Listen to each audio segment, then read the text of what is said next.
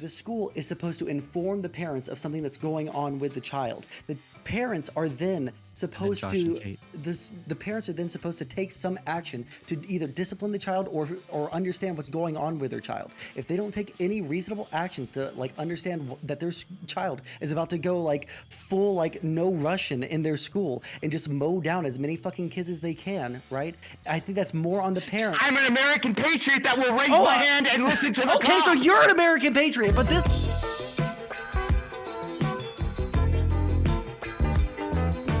Without further ado, chat, I'm going to give them the opportunity to start competing. I don't want to keep everybody up late at night. I know everybody's got things they want to do. So let's get this thing going. I'm going to start with our first topic of the night. Obviously, America's kind of fallen in love with this new a new court case. A lot of people didn't really know about. Most people didn't even understand that the Brooklyn Center riots were centered around the fact that Kim Potter is alleged to have negligently discharged her firearm, which the evidence is proving as though it was negligence. To the degree of which the jury will find culpability is what I think that the state is trying to prove right now. I think my main question around this when I was sending out the topic to y'all was, what are your thoughts on the case, how it's progressed from the time that you were maybe first informed about it? And then what, and also in accordance to what happened to that day, policing in general in America, what do you think of it?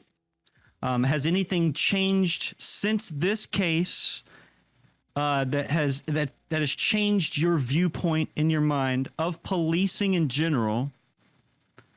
And that could be anything as recent as the move to defund or re-envision the police or policing in general.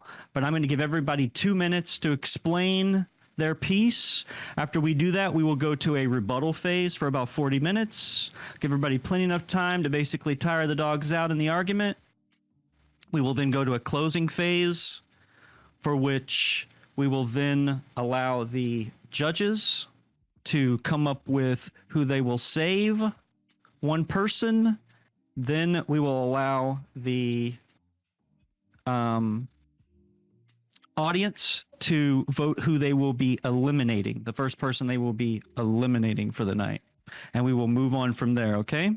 That gives that way fanboys and fangirls can't come in and vote on their favorite. We're voting now to remove, and at the same time, we can try to keep this as honest as far as the voter integrity goes.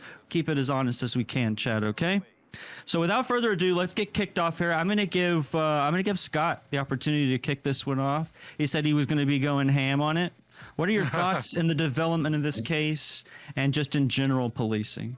All right, so I'll start off by being honest that I'm not intimately aware of the trial proceedings, right? I'm following the news, but I'm not watching it like, I think we were all kind of watching the Kyle Rittenhouse, every second of it, like on the edge of our seats.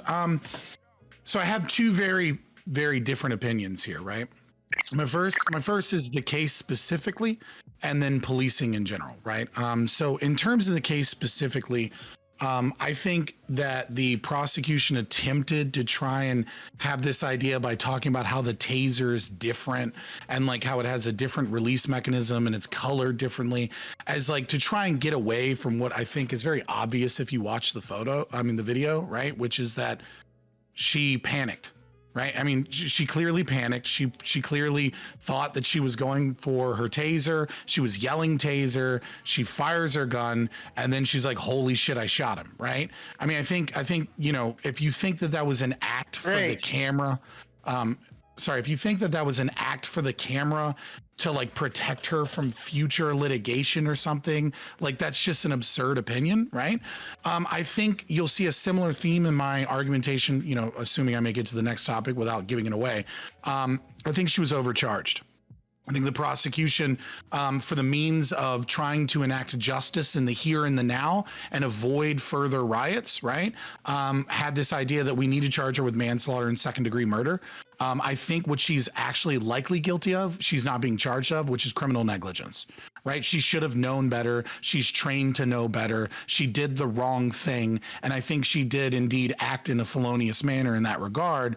But the idea that you can charge someone with manslaughter or murder when it's clearly a police officer scared in that moment, panics and does the wrong thing, like you need mens rea, right? For second degree murder. So that's like obviously just thrown out.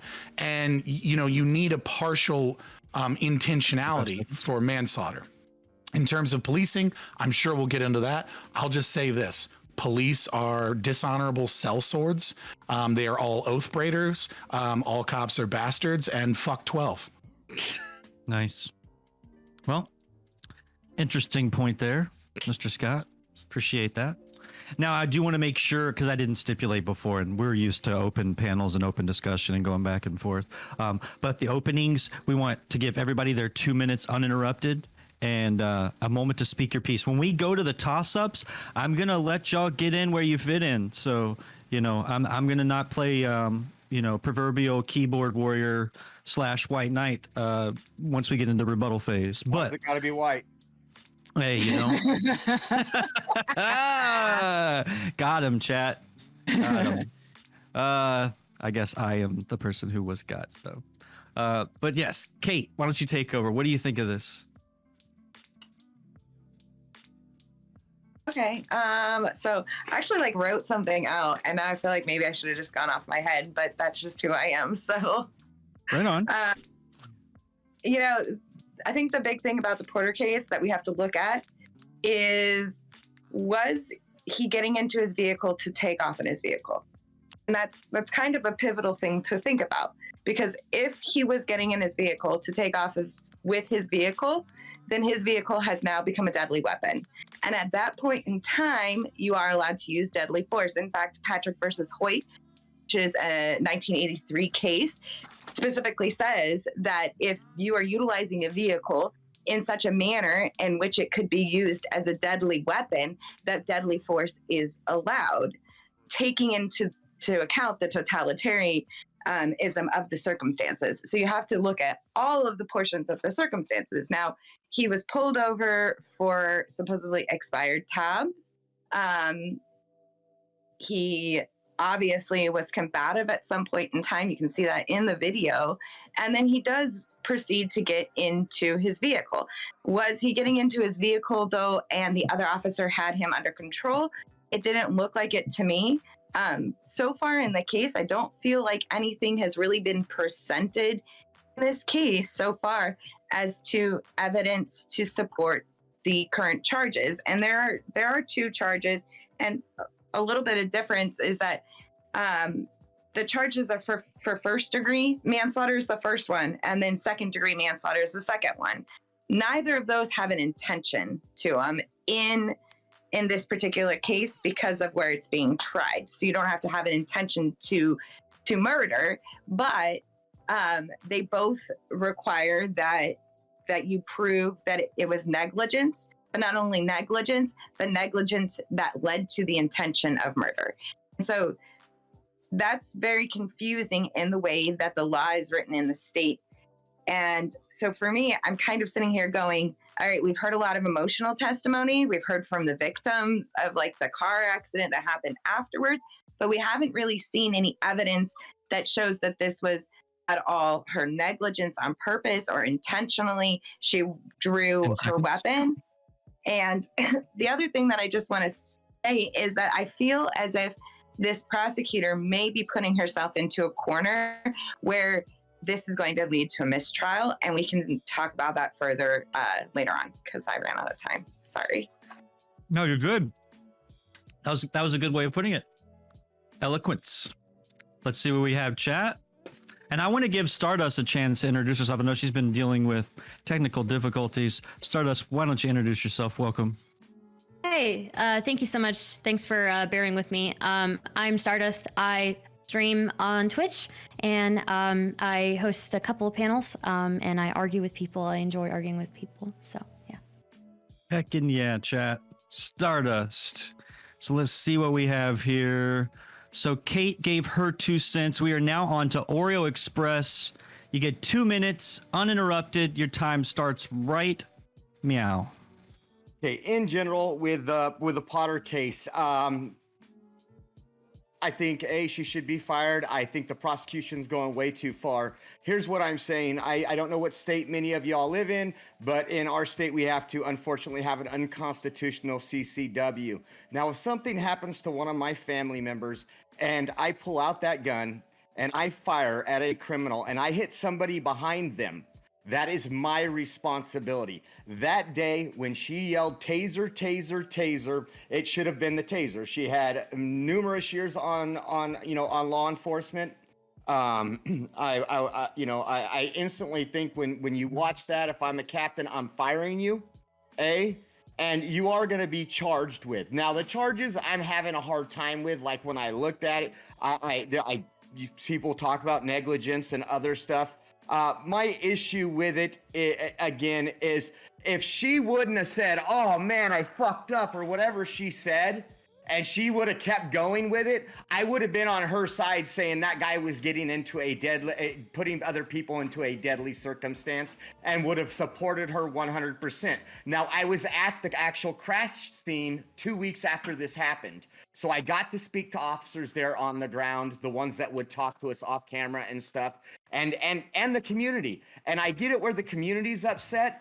And I also get it where I support law enforcement. I'm not a bootlicker. I think about 75% of our law enforcement are great people. You have 25%, and mainly in blue cities like Minneapolis, Los Angeles, Washington, D.C., where the cops are crap. But again, she put her life on the line every day to save families like mine, and would have jumped in front of a bullet for me. But however, when she pulled the trigger of the firearm instead of the taser, she made the mistake that just ended her job.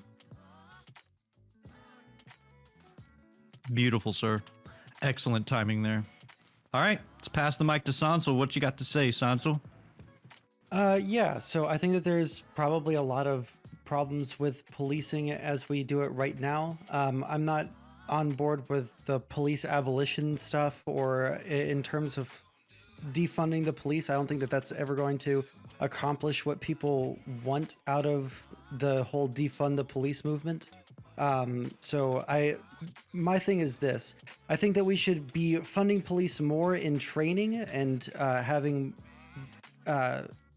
more rigorous standards for police that are in this country, especially when you're in larger cities where you're going to be necessarily, because of population density, more likely to run into people who are doing criminal actions or whatever. We need to have more rigorous training for these people. I think it's pretty unbelievable that someone who has been on the force for as long as this person has mistook the weight of her gun for her taser. I just Googled it. Let me pull that up. The weight difference between a Glock 19, which she had, that's fully loaded, is 29.6 ounces, right? Almost 2 pounds, whereas a taser is less than half a pound. So like, that's pretty significant, and I feel like that would be pretty hard to miss.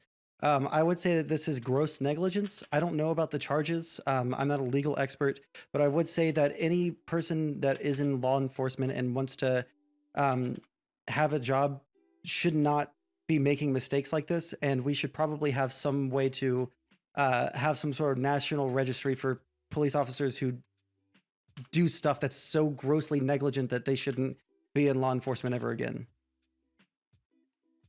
Right on. With 12 seconds to spare, chat. And moving on to Stardust. What do you have to say about this? Yeah. So I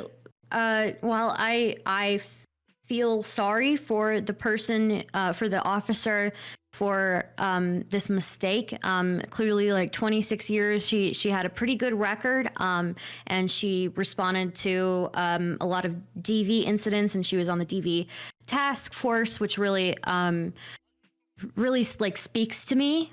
But while I can acknowledge that she did all this good and she has this record, I don't know how this happens where you mix up a taser and a gun.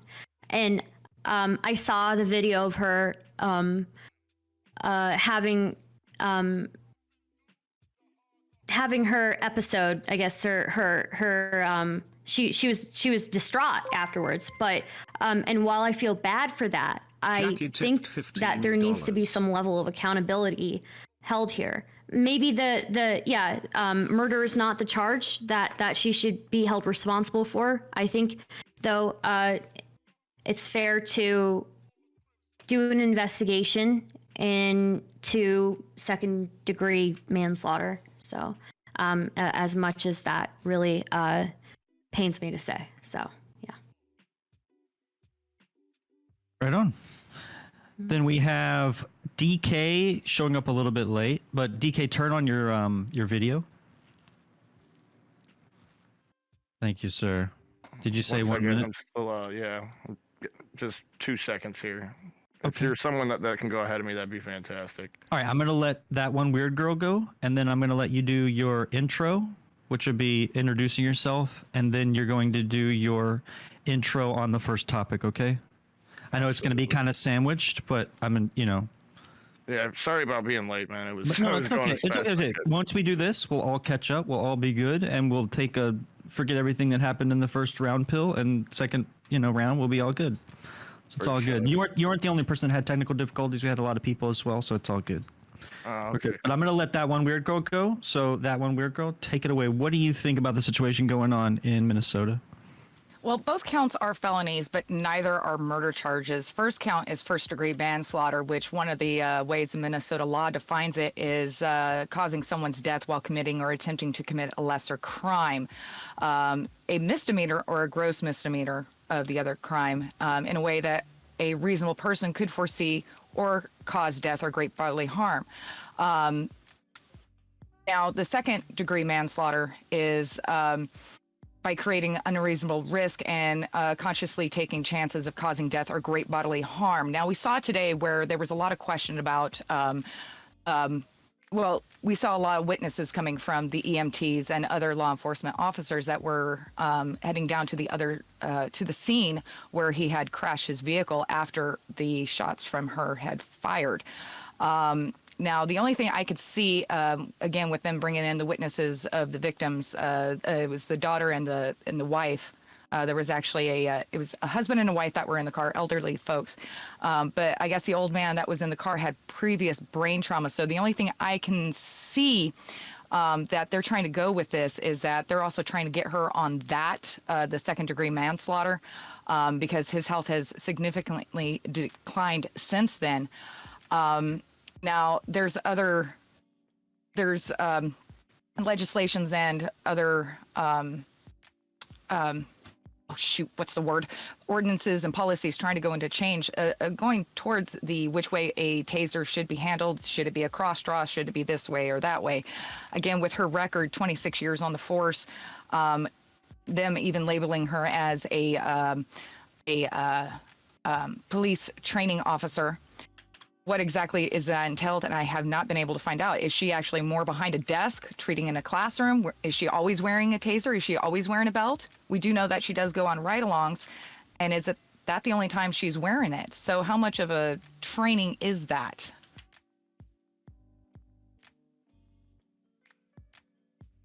But as far as this is my personal opinion goes on this, I do believe there is some negligence possibly on the second degree. Now, in the state of Minnesota, you can actually, the jury can actually charge you with a lesser crime than what is actually, let me get this right. Hold on 1 second. Hold on. That was the 2-minute opener. We will address what you're talking about. I promise in the volley phase for sure. I'm actually interested in to hear what you have to say on that particular subject. All right, Twisted, I know you've been sitting there waiting.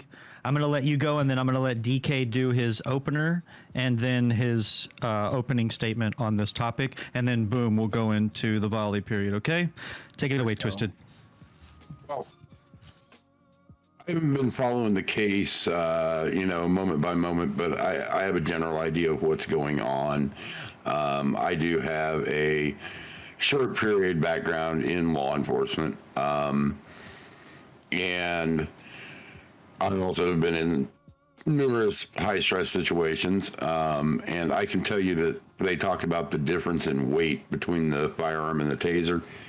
In a fight or flight situation like that, your body is not going to recognize that weight difference. You're not going to know the difference. The other thing that they're throwing out there is the color of the taser. I don't know what color tasers they were issued. Many tasers are black in color. They are not always orange or yellow. So that I would be interested to see where that lands.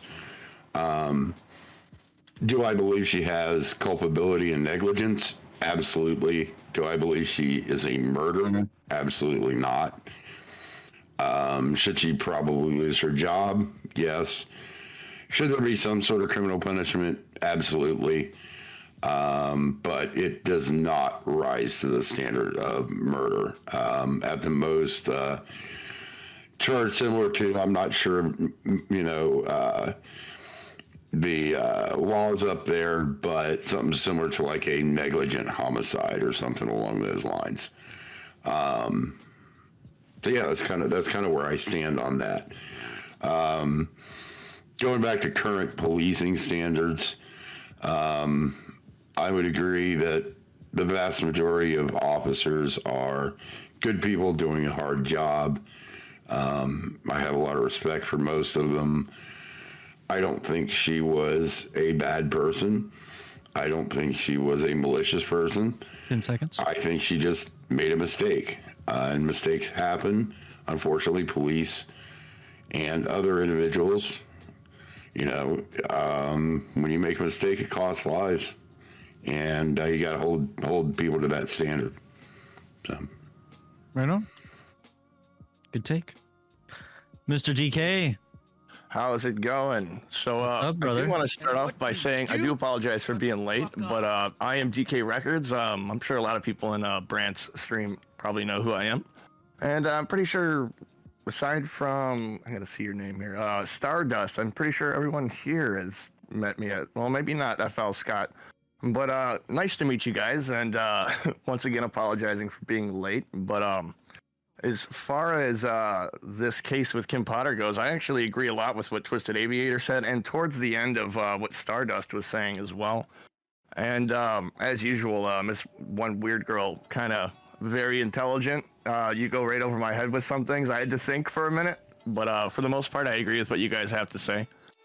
But there is one thing that most people I don't think were actually, kind of paying attention to, and I did mention it on the last debate stream, but essentially, if she wouldn't have yelled taser, taser, taser, a lot of people are saying it could have potentially been a clean shoot. He was getting into a vehicle similar to the way Jacob Blake was getting into his car. He could have had a potential gun, because I do believe he was on a weapons charge release or warrant.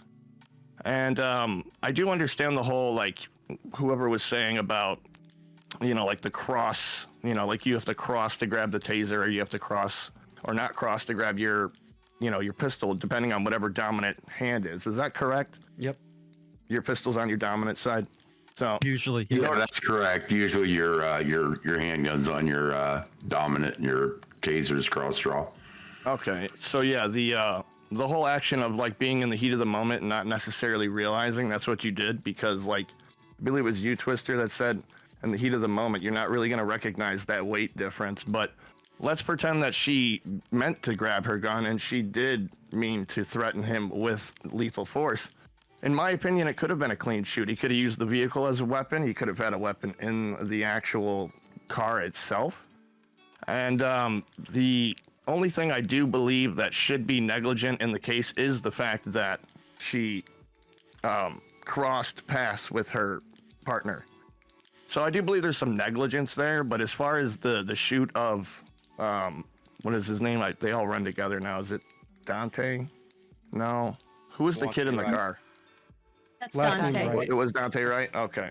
Yeah, so like I do believe that if she wouldn't have crossed, paths with her, her partner, it could have been considered a clean shoot, aside from the fact that she took the taser. Do I believe it was negligent? Absolutely. Do I believe that she deserves some sort of reprimand or, something along those lines? Yes. But to be labeled, what she's been labeled throughout this trial and pretty much right after the entire situation, I do believe is just slightly unfair. And that's kind of where I stand on it right now. And I do apologize too. I'm just catching my breath. Oh, good. I was actually muted, just sitting there talking to myself. Chat. Not a weirdo at all. It's a guy who yells at his computer in his second bedroom. That's all I am. But so let's. Anybody interested in and want to kick off the volley phase? Anybody got anything they want to say? I'm going to go with a raise of the hand. So just like raise a hand, and we'll go like that. So we got Twisted wants to kick it off. Then we'll go Oreo. Okay. Well, the first thing I want to say is that absolutely I agree with DK that that very well could have been a clean shoot. He was in a vehicle. He was pulling away. The partner was on the other side of the vehicle. And that throws another monkey wrench into the thing of, had she intended to draw the taser, but when the guy got in the vehicle, she drew the firearm in case he started moving in the vehicle, in which case it becomes a lethal force encounter because the vehicle then becomes a weapon. But in her mind, her initial response was to go to the taser. So she hollered, taser, taser, taser, thinking, okay, I just drew my taser, but in reality, the other part, when you get down to a situation like that, it's all reactivity. You're not thinking. You're reacting. You're operating on motor skills. You're operating on learned behavior. So she very easily could have been thinking taser, taser, but at the same time, or her instinct is saying, this guy's in a moving vehicle, I'm going to fire my weapon. Okay, I have a question. We keep on saying that it could have been a clean shot if she just hadn't yelled taser. If she didn't think that the situation required a handgun, right? Is there not any kind of training that gives us or gives police officers some kind of is there no training onto what situations require lethal force? Because I can understand that in certain situations you should just assume that the person has some kind of weapon on them, right? But it looks like she just thought that he was going to try and run, and she pulled out a gun. Running can be lethal force. Running can be lethal force. Okay, y'all are saying that he's the partner was on the other side of the vehicle. Do you mean that he was in the opposite side, like on the passenger side, or was he in front? Okay, correct. So that guy wasn't directly in danger of getting run over. The guy I was referring to was actually right next to her in her own body camera. You can see. That's what I had And there understood. was also one on the passenger side. There was three of them. There was three cops. There was Porter, and then the other dude on the other side of on the passenger side of the vehicle. So if there's a guy on the other side of the passenger side, right? If she thinks that she's going to use her handgun, that's also not a clean shot because there's someone on the other end of that weapon that might not be deserving of a bullet, right? It's hard to tell. We know that now. Yeah, it's hard to tell because with the angle of the firearm, you could, a couple of degrees off, and you're no longer aiming at that person on the other side of the vehicle. Yeah. Right. But my point is, what I don't like here is that we're saying oh well, yeah, he didn't deserve to die right here, but he could have deserved to die if she had just not said a certain magic word that made it. I'm not saying that it's because of the words she used. I'm saying that she used those words out of the instinct that use of force continuum is not a let's let one-way Josh go street. After Twisted, and then we'll do that one. We're going to finish Twisted. Go ahead.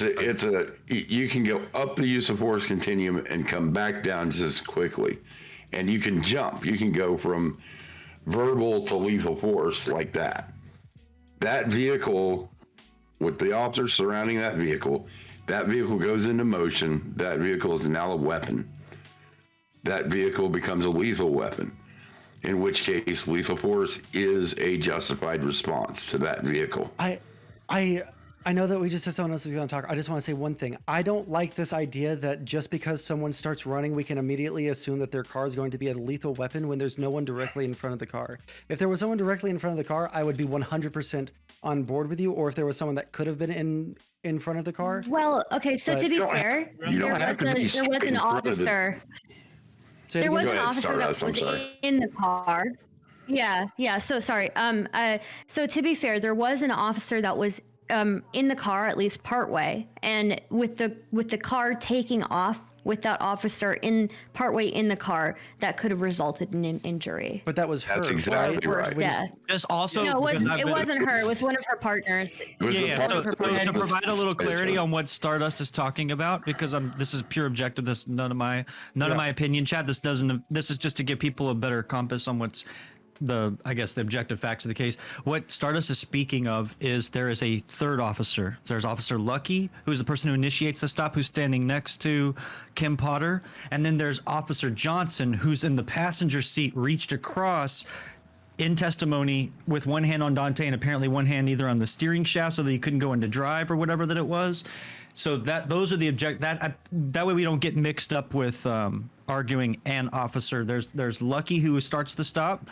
There is Kim Potter, and then there's Johnson, who's the guy who is on the passenger side. You don't even really see him. Yeah. He's Okay, I I guess- understand now. I don't Yeah. like to make a habit of watching a bunch of people get shot because it feels like no, we're just it's watching definitely not snuff fun. films of black people being shot by police every single time because everyone wants to like dive deep and look at every single Yeah. frame. So I feel like that's like a weird thing to normalize. So I don't. But contribute. one thing we need to keep in mind too is there's one thing that's common through all these things we always talk about in this political shootings, because I call them political shootings because it's left versus right, is every time we don't obey the officer's orders. So I think we need to look into that as if I'm an officer and somebody's not listening to what I have to say, they're already a threat to me one way or another. Like I said, I've been fortunate enough to go to the accident scene. And when you look at it, him taking off, the area, the population there was a lot of people around, a lot of people there. There's people walking. You're in an area that if he takes off in a 25-mile-an-hour zone doing 70, yes, then he has a lethal weapon. He has a lethal weapon at 35 miles an hour. Again, but when we all start this, one thing we can always go back to, no matter almost whatever shooting you want, is did you follow the officer's orders? Did you, when the officer said, hey, come out of the car, when the officer said anything, did you do any of that? And unfortunately, we never hold those people accountable because they're victims because of the color of their skin. I would say that doesn't. I'm sorry. I want to add something. Well, Let's do Fabian, and then let's do Kate, and then Stardust. I think Kate wanted to cut in there as well, and I think she was I'll locked just in the go lobby a back to second the ago back as again. well.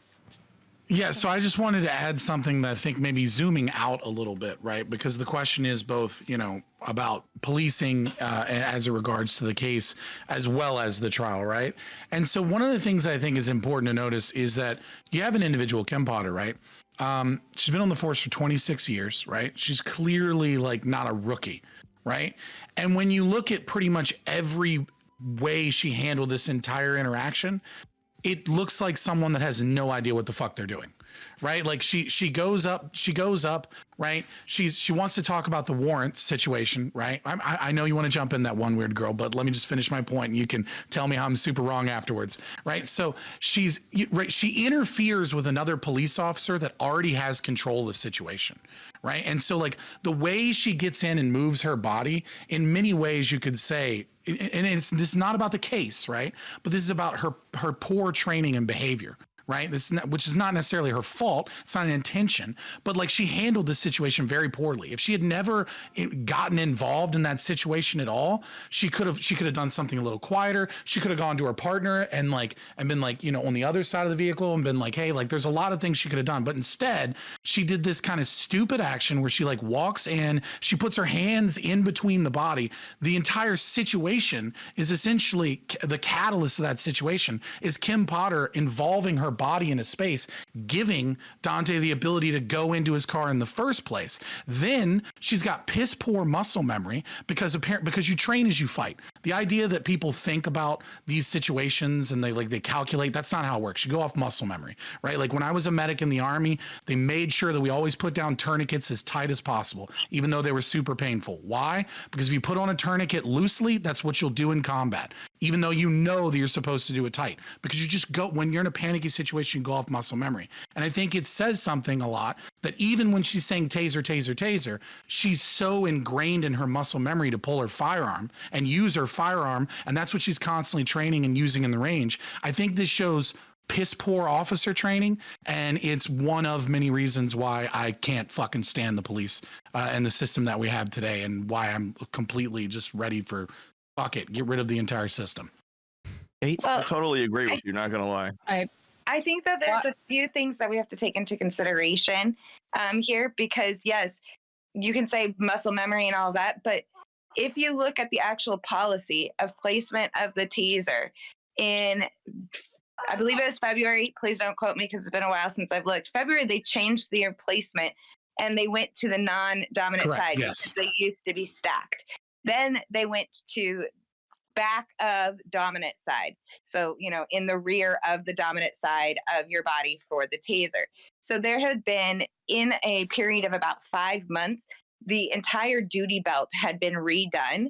The entire force also had received new guns as well, which weighed different and looked different. Now, I don't know if Potter had been issued a new gun or not, but according to the police statements and policy that had changed, there were new guns issued, new tasers issued, and their entire duty belt was changed. Now, when you've been on the force for 26 years and you're used to your taser being in a specific location, and now that taser is directly behind your gun, that could cause a lot of potential issues. I don't know exactly whose brilliant idea that was, but they changed it back after this incident.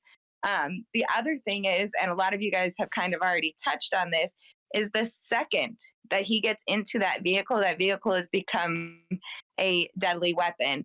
And there's supreme case laws. There are over 300 case laws since the 80s on decisions about whether or not someone who gets into their vehicle to flee the police or not flee the police, but they get into their vehicle when they are not supposed to be, they're fighting the officers, whether or not that is justifiable for deadly force.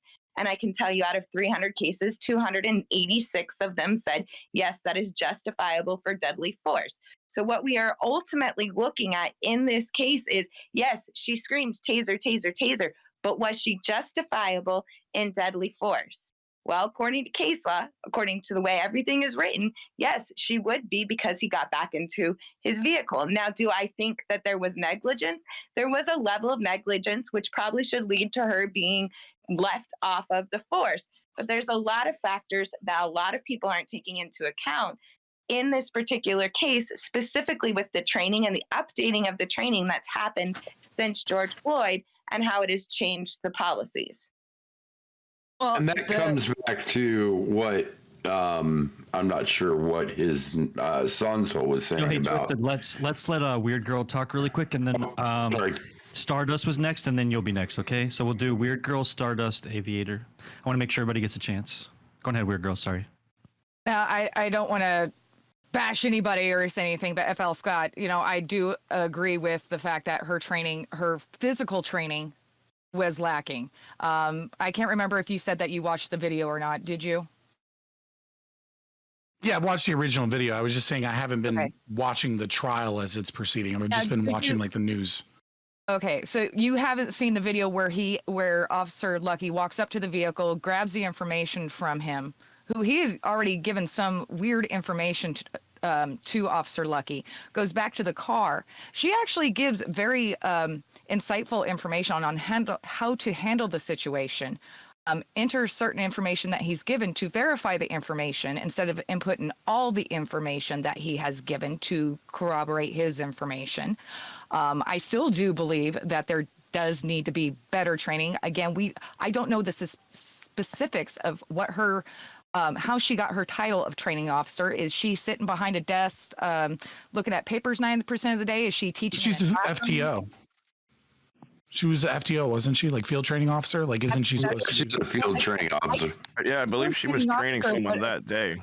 Yeah, that's who she was training with, was Lucky. But they were also talking about capacities of where she's mostly at the police station. Now, again, I would think that an academy trainer and a field training officer are different. But I haven't been able to figure out, okay, what exactly is she? I mean, how often is she actually out in the field? I mean, Kate, you said that she was part of the domestic violence team. What exactly does that entail? Does that entail her going, or was it you, Stardust? I apologize. It was me. Yeah, she was part of the domestic violence unit. Yeah, response. Okay, unit so or what does something that like entail? Does that mean she's sitting in an office taking phone calls? Is she researching stuff? Is she out in the field? So that's also what comes into the question of what is actually the field training officer doing? Now, again, there's already stipulations. I don't know if actually Brooklyn Heights has done it, but other jurisdictions have already, such as Kansas and in Missouri, making it cross-draw tasers, this and that. And I'm hearing a lot of that. Well, it's justified, if it was, it's a lot of ifs, ands, or whats. If it was, if she didn't say taser. And that's what I'm hearing a lot from a lot of the panel is we want to make this a justified shooting. Is it justified? Possibly. But again, like how ifs, ands, or buts, that's what we're, I think, all trying to get to. And we need to focus that this was a taser she pulled. She said taser, taser, taser. Obviously, I don't think she had enough in hours lately of again, I don't know her exact history of the police force, but again, I don't think she should have been in that capacity, being that close up to Dante Wright when he did actually break away from the officer, try to get into the car. You actually see several seconds go by after she even says the first initial taser and then says taser, taser, taser again. And you can see handgun in her hand through her body camera. And, we all would like to think, well, you would see it, you would know, and depending on our past jobs and situations, we know about muscle memory, we get that ingrained to us. Again, how often was she practicing? Was it the only time she ever wore her gun and taser was out when she went into the field or into these ride-alongs? Right. But that one weird girl, that's the thing, is the policy had just been updated in February and then updated again just a month and a half later. And she had done 3 weeks of training. But when you have done 26 years on the force, and now all of a sudden your duty belt is changed completely, the way that you are allowed to interact with people is changed completely. Her muscle memory was to it being on her non-dominant hand. And that's what I'm saying. And her body was then trained to do something different. And then it was moved back to the non-dominant hand. And it had only been moved back to the non-dominant hand in the back of the belt for only about 2.5 weeks. And you can look that up. It's all in the policy. Oh, no, so I understand that. But how often had she been in the field? Was it, again, just on these ride-alongs? Or how often was she actually out there? If I'm on a beat every night, my 12 hours, I'm out there all the time. I would see, even in that respect, I would even probably have a tougher time, but I'm wearing it a lot more than I am I'm assuming, again, as a field training officer, when you're only out there, however, maybe a day a week, or even maybe once every 2 weeks. Well, and I don't know the answer to that question as a field training officer. My point is that when you are constantly changing policies and procedures and you're constantly having to relearn these things, more mistakes are going to happen if the training isn't done for extended periods of times or phased in. And unfortunately, what we're seeing right now is a lot of the training isn't being phased in, where they're slowly phasing out the way that they used to do it and bringing in new procedures. This is the new procedure. And if you do it the old way, you're basically going to be fired, put in jail, whatever. I think we've all had those in any type of work we've done. Yeah. But I think you guys are both right, though, because let's say, she's out on the, training somebody during a really politically and emotionally charged time. There's protests going on the road. So she has a new duty belt that, according to what you guys are saying, she only had for about 2 weeks. So she has two different things going on. For some reason, it doesn't seem like you guys are saying, based off of her behavior, it seems like what was going on that day seemed a little bit overwhelming compared to, I would say, the majority of what was going on top of having a different duty belt, on top of having to train somebody, on top of the politically and emotionally charged atmosphere that you're in. It's like, I think it was a snowball effect of things that led to this whole situation. While we Just can look jump at that in. sort of thing and there are agree, a Let's few do Stardust. things. but here's the thing. Even if we were to accept that, the kinds of things that we should expect out of law enforcement officers who have the monopoly Stardust, you're on next. violence in our country, right? We should expect them to be able to handle these sorts of things, even if things change a little bit on their belts, right? Even if they're supposed to deal with high stress situations, even if the political climate is really, really tough for them, right? I can accept all of those things, and I would agree. Yeah, it's probably pretty rough for cops right now, right? But at the same time, they have a monopoly on violence. They are the only people who are legally allowed to kill people outside of just like a self-defense situation, right? Thus the problem. Stardust.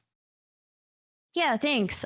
So even with the changing of policies recently, I still I understand that it's confusing that they recently changed these policies, but it's this is still responsibility that falls on her, right? And I don't really like the framing of like it being left versus right when we were talking about a tension between a police unit and the surrounding community, right? It's just these are complicated issues, and I don't like that left versus right kind of thing. What I can say is I can acknowledge that police are overworked and overspread, and they have way too many duties that are assigned to them, and it's a very stressful job. I can totally acknowledge that. But even with the changing of policies, even with the overspreading of duties, there is no way for me to look at this and not see some sort of negligence here. Right? There's no way for me to look at this and see she, yes, people were saying like, oh, she had a reason to use deadly force. She didn't know that, or at least she didn't indicate that she knew that. She was saying taser, taser, taser. And even before she shot it and after she shot it, she still did not seem to know or intend to use that force as if she knew that she had the reason to use that force. It was still very clearly a mistake, right? So, I mean, I think there's still negligence here. I'm not saying that she needs to be held for murder. Absolutely not. But there needs to be something that she's held responsible for here, because it was negligence. Well, and the jury does have that option to do that according to Minnesota law. Is charge her with a lesser charge. Right. But we shouldn't accept legality as morality, especially when we're talking about what we believe that cops should be able to do. When we look at, I've heard, I don't remember who it was, but someone kept on saying, oh, well, we have case law for this being legal for a cop to shoot someone. Well, sure, it might be legal due to case law, but I think that there might be some. Legal for a cop to shoot someone. I said that the case law states that if you jump into a vehicle, that vehicle is then considered a deadly weapon, and deadly force is allowed to She didn't do it with that intention. Right, She didn't do it with that intention, though, right? I think this comes down to morality when it comes to the police officer and not the criminal following orders. No. But we can all. But hold on. But the thing that we're talking about here is the police officer. I think we all know that the guy was breaking the law and he should have fucking complied with the cops. But that doesn't mean that we can't talk about police misconduct. Scott, you're next. Yeah. So I think this case really illustrates kind of two situations here, right? And I think you guys are all hitting on it, right? But you're dancing around it, right? Which is that you're looking at the individual case of Potter, right? And as you're going through it, you're saying like there seems to be some negligence involved in her, but you're recalcitrant to put so much blame on her because you recognize the issues with the department, you recognize the issues with training, you recognize the fact that better training would have corrected these things. And I think the really important distinction here is to understand that yes, she's held individually responsible for her actions and she fucked up, right? And to say that she didn't fucked up is like how you want to define that legally is an interesting discussion and debate. But I think everyone here agrees that she fucked up, right? Like someone is dead that she didn't want to kill, right? And how we lay that blame and how we lay that charge is a discussion to have. But I think the more important distinction here is policing in general and the way these institutions operate, right? This person should have been trained better, right?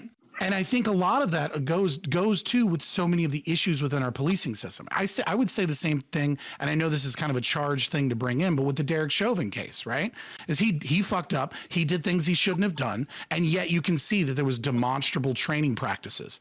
And I think what we do, right, is often we sensationalize the act of the individual as a means of obfuscating how fucked up our policing system is, how systems like Pearson v. Ray 1967, how the purview and growth of the police state and all of these situations make it simple and make these places unaccountable for piss poor practices and training. Now, if we had a better system where you could sue, where these departments had to be much more careful about what it is that they did, they'd be much, much more proactive about training officers properly and making sure that officers that are out in the field are incredibly good and experienced. And if we got rid of things like the war on drugs and stuff, so that we didn't have to have triple the fucking officers that we actually need, right? And so we didn't have to hire so many shitty cops. You'll be like, we could have much better standards, et cetera, et cetera. So I think that's kind of the distinction that we need to be making here, is the individual responsibility versus the just complete negligence and stupidity of our current policing system. And the criminal there doesn't even get to be tried. Doesn't even get to be tried because he's dead now, right? Yep. Otherwise, we wouldn't have been able to hold him responsible. Mark, my question is, we keep talking about her training like we've been in her training courses, like we know what she was going through, and not understanding that cops. No, we're not understanding that cops are human. So I've made mistakes before in my jobs of things that I do 90 times a day. And again, but you don't have the ability to kill people with legality behind you, right? Either does she's being charged. Let's think about it. She's going to court. She has officers in front of her house. There are many more situations herself. in which a police officer can kill someone that you would not be able to kill someone, because they have more responsibility placed on them than you do to protect the public. So of course we're going to have really quick. I just want to say, if we are going to give them, this kind of responsibility, we want them to be able to handle these things in the correct way. Situation in which a police officer can kill somebody legally that a civilian cannot, and that is to protect the public. We have the right to protect ourselves. Yes. The only additional right the police officer has is to protect the public. Hold on real quick. I just want to say that 2005 Castle Rock v. Gonzalez, they do not have a duty to protect anyone.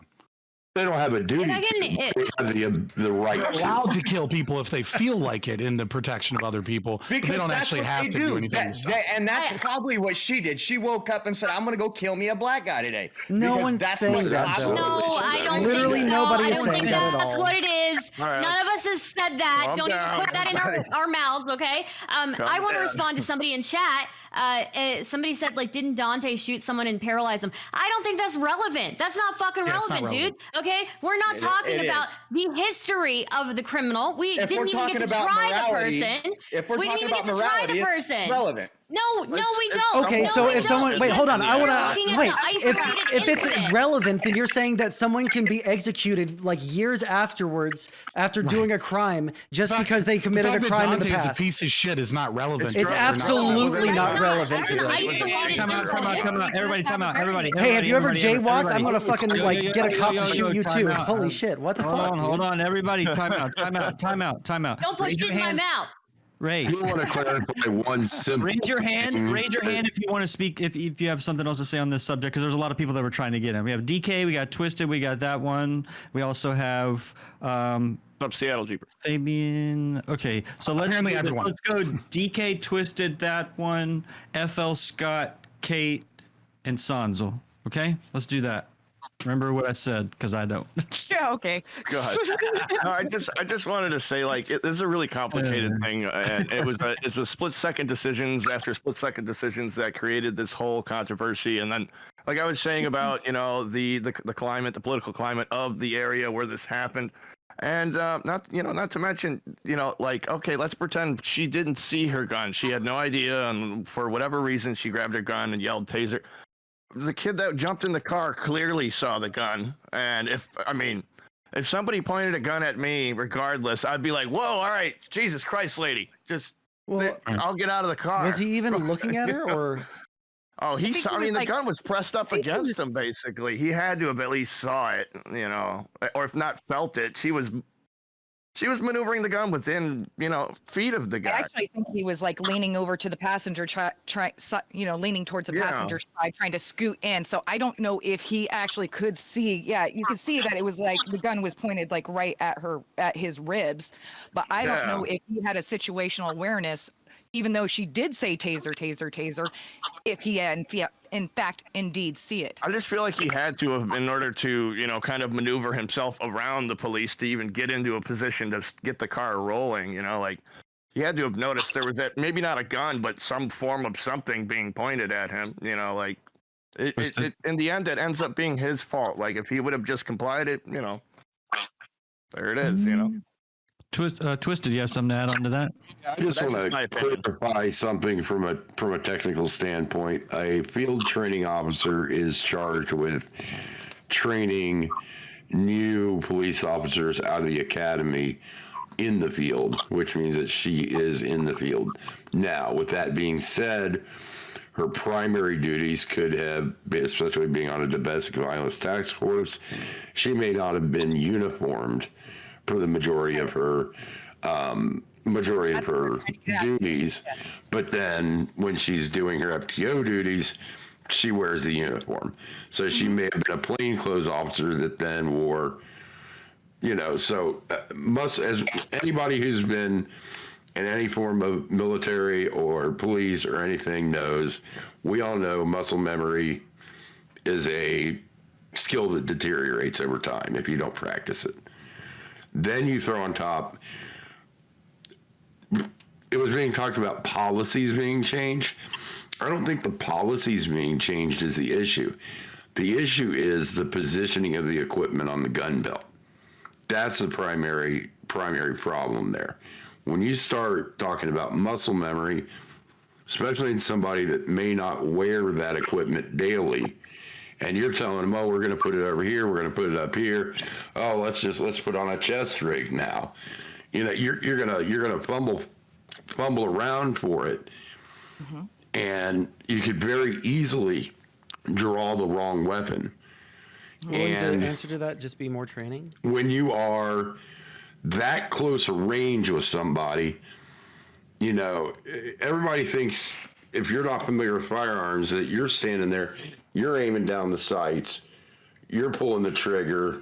No. When you are that close in range, you're point shooting. You're probably not even looking at your firearm. It's the same as pointing your finger at somebody.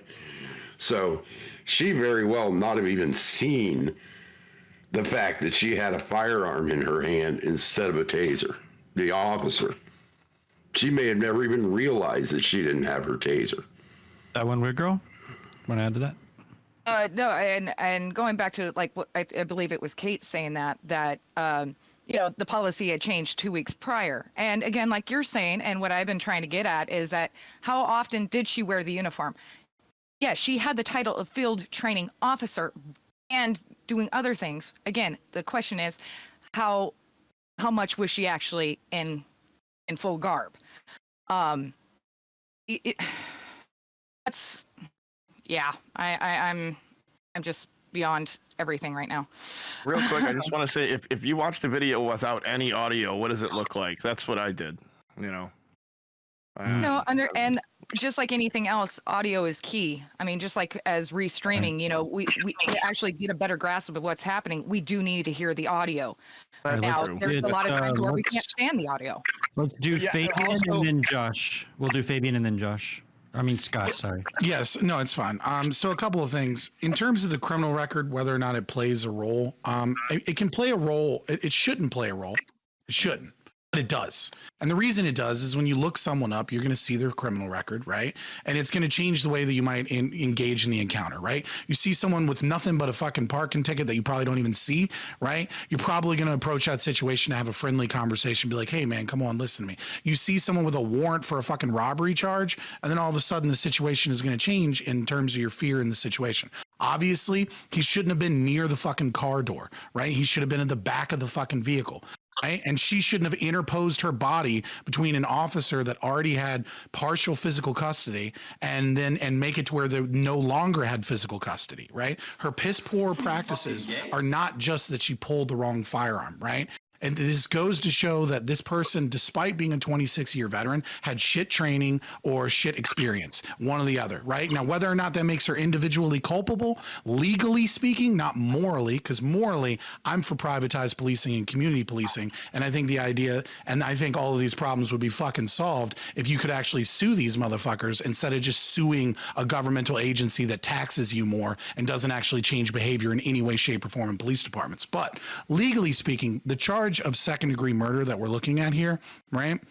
In Minnesota law, by the one that's important is the first count, the first parts 2 through 5, but the first one is by the person's culpable negligence, whereby the person creates an unreasonable risk, and this is what's important, and consciously takes chances of causing death or great bodily harm to another.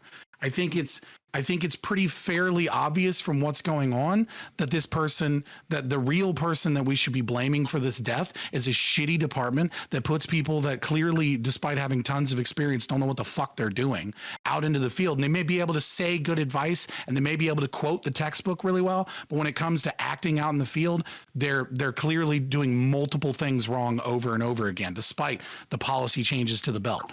But I don't think you can really make the case that she consciously pulled the wrong weapon and then used that weapon when you just watch the video. So I just don't think second degree murder, second degree manslaughter makes any fucking sense here.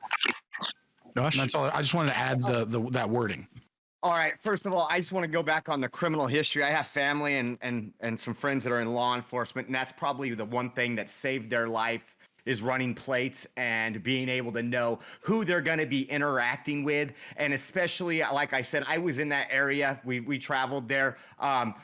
Everything was hostile. These aren't good American citizens that are walking through these streets that have destroyed these neighborhoods. These are people that, at least in my area, we would be happy if somebody did something to some of them.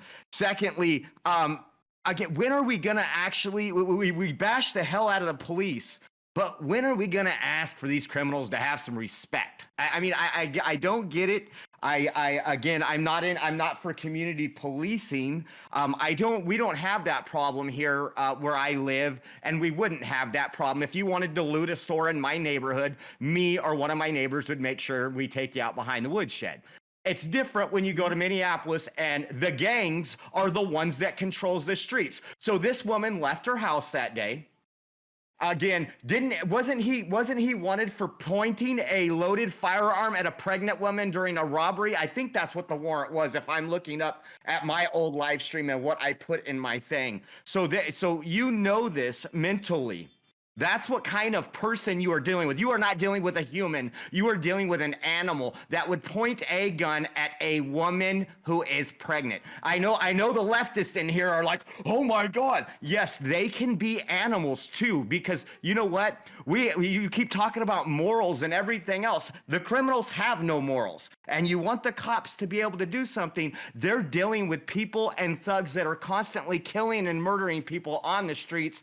And all you gotta do is Google Minneapolis murder rate right now, and that'll give you an idea. We don't justify negligence, though, with that. That is why do we justify unbelievable statement of someone who just wants as many people to, like, can you imagine if you got pulled over, like a couple of decades ago, you got into some really bad shit and you got involved in a gang, but you've kind of turned your life around and a cop pulls you over. They see that you were part of a gang. You're talking about me right now. Okay, well, do you think that you deserve to get fucking blown the fuck out because you're a dirty fucking animal that walked around and fucking gangbanged all over the time?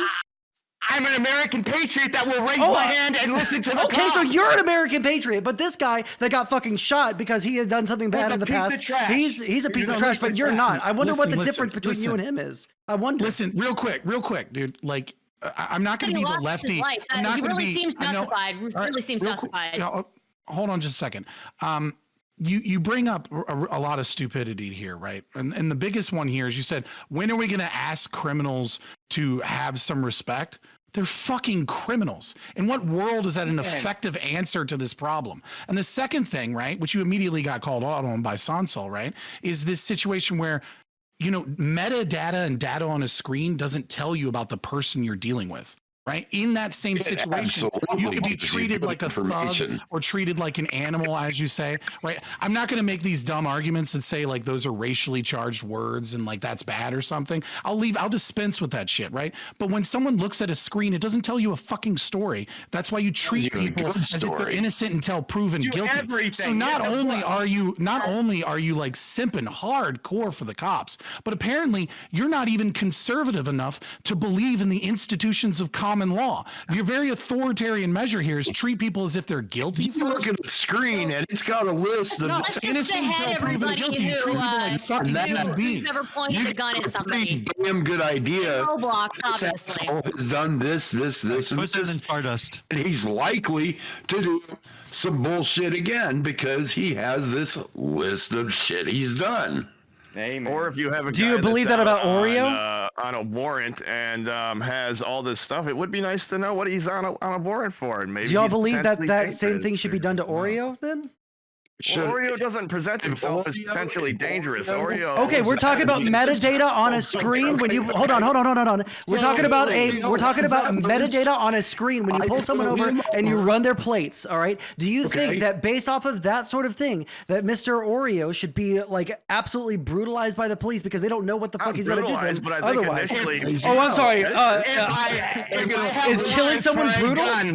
Am I going to approach him with a much higher level of caution and a much more alert status? You're goddamn right I am. Right. Amen. If Well, Oreo that's was not what I'm on- saying, is on it? a warrant with a weapons charge, I think the cops would have every right to approach with their guns out and drawn and tell them to get on the fucking ground. And Amen. Wow, that's Time of the fucking shooting, crazy. right? Sure, but we don't crime. justify negligence. We don't justify negligence and death by somebody's history. Like that we give No, them a that's trial not what in it court is. for a reason, right? It gives a reason. I wouldn't say it gives a reason.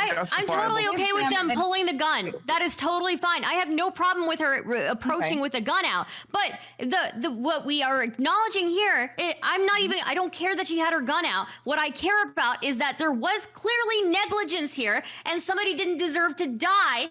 They deserve to be seen in a court of law. right, but when you have guns drawn on you and you make the stupid decision to act a fool and something bad happens, Assuming it's he your fault. knows, that he knows that the gun is pulled on him. Right? Maybe. We have a Even if Even the cop didn't know that she had the gun Point pulled on your him. gun at him, like, Hold on. Even the cop didn't know that she hold had on. a gun pointed at him. Dumb fuck. Sondsol. No, Sorry. listen. She thought she had a Hold on. taser, We apparently. just scream. It's all right, We just it's all scream. right. Is that the new Okay. tactic? Yeah. It is. I interrupted. Let Fabian go. None of this I is interrupted. personal. I So hope nobody's taking maybe- anything too personal. Maybe what we have, right, is we have a radical left-wing faction in this country that wants to make everything about race. That programs into people's minds, right, that the police are an enemy and they want to shoot you because you're black. And they don't talk about the real police issues. I think many of us looked at Hands Up, Don't Shoot in the very beginning of this cultural shift in police and said, fucking finally, cameras on top. No, I think we're we going to all be able to agree. get some reforms. Maybe we'll get rid of 1967 Pearson v. Ray. We can change some of the problems in our police department. And instead, it became a political wedge issue that people Right. could use to inflame racial tensions. And maybe, just maybe, you're someone that is an African American or black or whatever fucking term you Are want you to use. referring to, like, and the you're George sitting Floyd in a incident, car right? and someone pulls a gun out on you, right? And instead of thinking rationally in that situation, because it's a fight or flight situation, right? Instead of thinking, okay, if I just behave and I relax, everything will be okay. Maybe you're afraid for your life and you feel that you've got to get in a car and you got to fucking take off because you're about to be murdered. There's a lot of subtleties in these types of things. And this is why we need police Wait, who do you think is reform. gaslighting the black community into behaving as if they're guilty before they're even, like they get pulled over and they automatically Who? feel? I mean, that's a complex question that. Could well, be a is it whole like the other media topic, right? that fomented it? Because I remember It's when the George Floyd media, died, it's everybody Marxist for like past I actually really Critical agree with theory. Fabian's take here. I really agree with Fabian's take here. I think that if you have this idea in your head that, and I'm not saying that there isn't tension between police, certain police units and the outside community. But if you have this idea in your head that every cop is going to kill you when you get pulled over, you're going to act really, really shitty. Yeah, and it sucks, and that shouldn't be. I don't know. I mean, yeah, maybe it's the media, maybe it's some narrative that people keep pushing, or it's paranoia. I'm not disagreeing with you guys on that, but I still don't think that justifies. And again, I'm not disagreeing with you guys on the fact that she has the right to have her gun pulled out. I'm not disagreeing with the fact that this kind of climate has made people act very irrationally. But she actually had the right to fire. She may have had the right to fire, but she did not go there with the intention to shoot. She did not, even after she shot him, she was not conscious of that right to fire. And she very clearly intended to pull her taser out. She very clearly intended to use the taser. And having the right to do it, are they different? Like, so she didn't intend to shoot him, but she did. But does it make it any different? I'm not sure. I mean, I think that it depends on the legality of it, right? Intention, mens rea is a requirement for many crimes, right? Okay. And then there's different levels of intentionality. Complete legal. And the other piece of this is, in many of these kind of encounters where there's a possibility of lethal force versus non-lethal, you'll have, especially with multiple officers, you'll have one officer that has less lethal, like a taser. And another one's always covering less lethal with lethal, and one other officer covering with a lethal weapon. So, do I think that maybe her initial instinct was to grab the taser while one of her partners was covering lethal? That's possible. As soon as he started to pull away, though, she thought she had a taser in her hand. She fired the weapon when he was pulling away, and it hit him with a lethal round. Well, he was pulling away. So, yes, she's going to be shocked. Oh, shit. I thought I had a taser. I shot him. But that does not negate the fact that it was a justifiable shooting. How do we do this thing where we simultaneously say when we sit here and we talk, just so we can go back, I never said it was a justified shooting. Like I said, if she wouldn't have said taser, I agree with you 100%. But now that she has admitted that she made a mistake, she needs to be held accountable regardless. Now, does that mean, like what you were saying is not correct, that an officer, that if she would have shot him and said, the subject is neutralized, I don't think we would be sitting here where we are today. It's because she said, oh shit, I screwed up, which if you screwed up, you need to do, whether it's human error or whether it's because she didn't have 900 hours a week of training. She needs to do the time for her crime. She committed a crime. That part I do agree with. Yeah.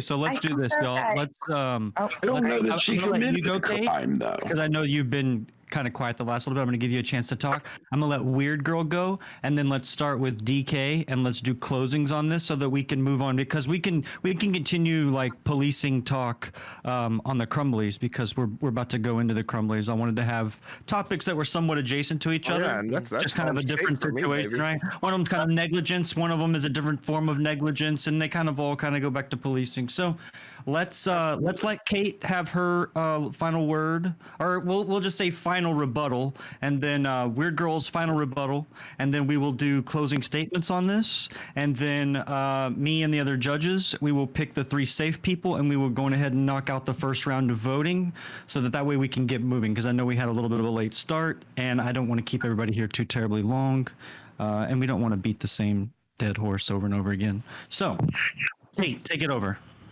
All right. Well, there were 2 quick points that I wanted to make. First, a lot of people are saying, that, well, because she said taser, because she did this, therefore she should be charged and go to jail, or charged on criminal negligence, or charged on this or that.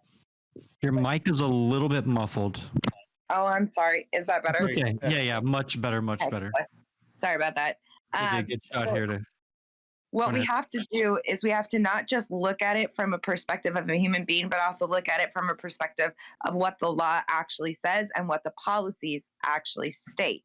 And I know that that is a horrible thing to do, but when we are jurors, when we sit in a jury, that's what we are looking at is what does the law say and what does the law allow us and what are the policies of the police state say and allow us. Well, the policies of the police state and the law states through court cases and all of that, that if a person gets into a vehicle while they're under arrest to try to take off or flee the scene, lethal force is allowed. Now, whether or not she intended to use lethal force at that point is what's considered a moot point. Now, can she be held accountable by the police force? Yes, she could lose her job, get taken off of the police force. She could, have to pay a fine or a fee or possibly face civil, not criminal, but civil charges. Those are all very big possibilities. The thing is that if we are talking about the law, specifically the law and how policies are written, the second that he got into that vehicle and that vehicle could be used as a deadly weapon, she had the right to use lethal force. And therefore, her saying taser, taser, taser, or her choosing to pull a taser over a gun is a moot point. There's not, we can say it's negligence because she fired a gun instead of a taser. You could argue that in civil court. You could argue that for her to lose her job or her pension. But ultimately, what the law says and what we have to look at is a completely different thing. Now, if you want a difference, if you want to change it, that's when you need to change the laws. And do I think there are some laws that need to be changed? Yeah. Do I think that there are some case studies that need to be changed? Most certainly. But as of right now, what is given and what is stated shows you what should be charged. That one word, girl. Are we allowed to talk about changes to policies yet or no? Yeah, that's basically what this was. Yeah, this is your final rebuttal, and then we're gonna do closings on this subject. Go ahead. Okay.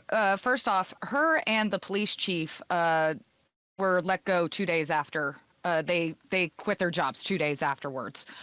So she has already left the force. Regardless of her pension, regarding her pension, I have no idea. Now, already back in May of 2021, an ordinance was created for unarmed traffic enforcement and community response team, and it prohibits arrest or vehicle searches and certain traffic-related encounters. Now, in December, the City Council passed a $1.3 million plan for alternative public safety programs, such as unarmed workers to enforce non-moving traffic violation and mental health response team, of which of that 1.3, 303,000 came from eliminating 3 police officers' positions. Now, there's already that reform just right there, just in Brooklyn Heights. There's already other areas taking into account of these new taser policies, like Roland Park, Kansas, St. Anne, Missouri. They're doing cross draws, no exceptions, no ifs, ands, no ifs, ands, or buts. That's it. I mean, shoot, even in Minneapolis, police announced that they are not making any traffic stops for traffic infractions, such as expired vehicle tags and stuff like that. So does that really solve any problems? Not really. Does it possibly take away for future things of this type of situation to happen? Of course. But who are we congratulating here? Who's winning on this? And what are these training going to be for these other officers, unarmed officers going to these calls? Now, again, for mental health calls and stuff like that, I hear them constantly on the scanners going off, and cops happen to leave or go, hey, can you call somebody else, because there's just no way we can get to that. I see where that's going to help. But also what we are forgetting to look at, folks, is that this old guy that was in the car that Dante's car crashed into, now, again, he already had previous brain trauma, but after the accident, his health declined very poorly. Pretty much he's in home hospice. He ended up falling afterwards and everything. Now, again, this could fall under the second-degree manslaughter count because again, it states is causing someone's death through culpable negligence by creating an unreasonable risk and consciously taking chances of causing death or create bodily harm. Now, again, this is where people tend to forget, and why I think a lot of those witnesses were called today is to say, hey, because of her mistraining, negligence of realizing which gun she pulled, I do believe that they're going to be trying to go after her for the gentleman in the car. That, again, he had a previous condition, but it may have been accelerated because of this. And again, don't forget, folks, Minnesota, you can, as a jury, ask for a lesser charge, as long as it's lower and it's been proven in that court of that lesser charge. Right on. Well, you know what? Hey, can I just add something really quick? Yeah. Thanks yeah, for the raid, Justin Freakin'. I super this appreciate actually it. happened back in 2002, about 13 miles away from my house. It was actually there was a person in the back of the vehicle and was kicking out the window. We had a female officer go to pull out the taser and shot him point blank. He was handcuffed. And I'm trying to find the outcome because I remember it all. I know his family won like a $750,000 lawsuit, but I don't think she ever got prosecuted for the thing. It was in Madera, California, and the suspect, or the victim's name was Everardo Torres. He was a boxing instructor. I'm trying to find out, and for some reason, Google's not giving me any answers, but I do not believe... I believe she lost her job, but I don't think it went farther than that. And literally, he was handcuffed in the back seat, just trying to kick a window out when she shot him, thinking it was her taser. Go. Let me do that. Go with the ducks. Yeah. Yep. Or Yandex, if you trust the Russians. I use all three. Snap. Oh, I just know Google has a tendency to memory hole things. So. Well, I mean, Google also is like highest bidder gets the search terms, you know? Yeah, and then true. politics one step ahead of that. But I mean, that's what it is. You know, alternative tech will be what it'll be because all of them are biased to some degree. All right. Closing statements. All right. So, yeah, I almost went on a rant there. Thank you, FL Scott. Turning the ship around. Yeah. Thank you. All right. So let's do. We got to turn this car around like Dante Wright never had the chance to do. Look like a televangelist from the 70s. Jesus fucking Christ. I like I like the zoom in right there. So, DK, lead us off on closing arguments. You get 90 seconds. I'm going to start the clock. Keep it short, simple, sweet. If you just want to defer, you can defer. You can do however you want. It's just everything you've been doing has been in hopes of convincing what will be the final five. We have 8 people, so each one of the judges are going to pick a person to move on to the next round. We're going to let one person be democratically eliminated. So your closing arguments, your last chance to speak on this topic, we'll do like hippy dippy type rules, and you can talk about it again in your opener if you just really have to, mainly because the next topic is similarly, it's similar to it, right? So DK, take it over. You get 90 seconds. I pretty much just really want to say that basically just reiterating. I think a lot of I don't even know if I could reiterate what Weird Girl was saying. You ladies are very intelligent, but I do pretty much stand by what Weird Girl was saying for the most part. And to be quite honest with you guys, this is my first debate, and I absolutely enjoy every second of this. All of you guys, not to go off topic too much, but I think in the end, if the young man would have just complied, everything would have been just fine. And I really don't have much more to say on it other than what I have said. And I just really wanted to take my time to tell you guys that I think each and every one of you guys are amazing for being able to have a conversation in the 21st century. And I think everyone should get a nice round of applause. So, Love you, DK. Love you, DK. That is my closing statement. I don't really have much of an argument, but I just want to tell everyone that I appreciate y'all. And FL Scott, it was nice meeting you. Same with you, Stardust. And I hope I got your name right. I'm gonna instruct the judges.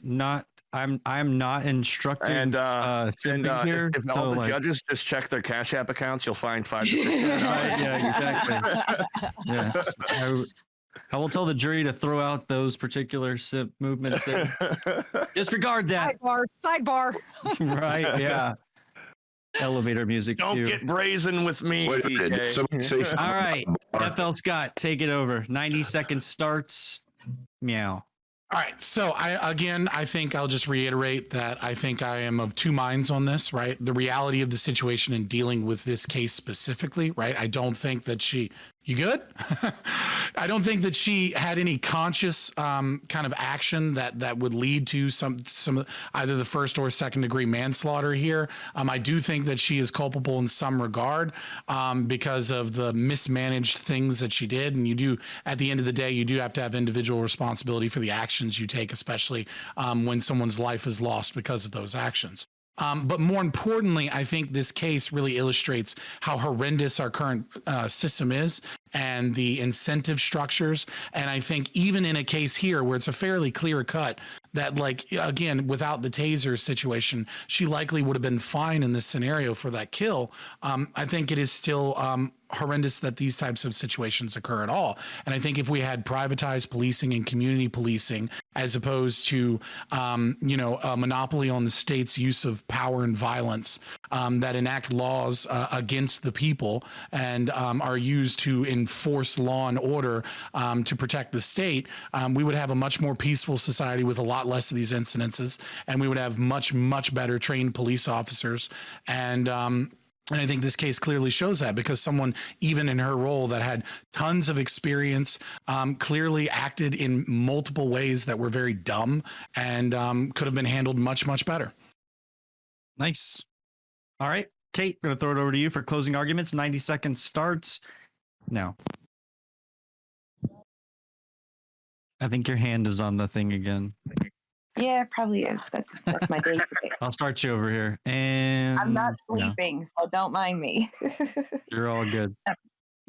I think that what we have to remember is that there's like a very distinguished way that we can characterize police officers, right? We can say that they have the authority to use force. We can say that they have the authority to patrol. They have the authority to keep us basically safe, right?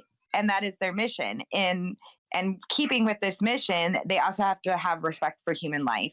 And unfortunately, I think right now, we, the people and certain citizens, are not realizing that while they have to have respect for human life, we also have to have respect for them, respect for their job, their position, what they're put through. We don't know what's going on at their home. And while that may not have to come into play, or shouldn't come into play, we don't know what their life is outside of being a police officer. We don't know the kind of day or the kind of stops that they have had. We don't know the kind of positions that they have been put into. And so I think that in a whole, I keep on lighting up in the like I'm totality making of the noise, but I don't think that there's circumstances, enough background not noise only in here do to make they any need noise. to remember to have respect for human life, but we also have to remember to have respect for them as human beings. And we have to remember that mistakes can happen, but we try to minimize those mistakes.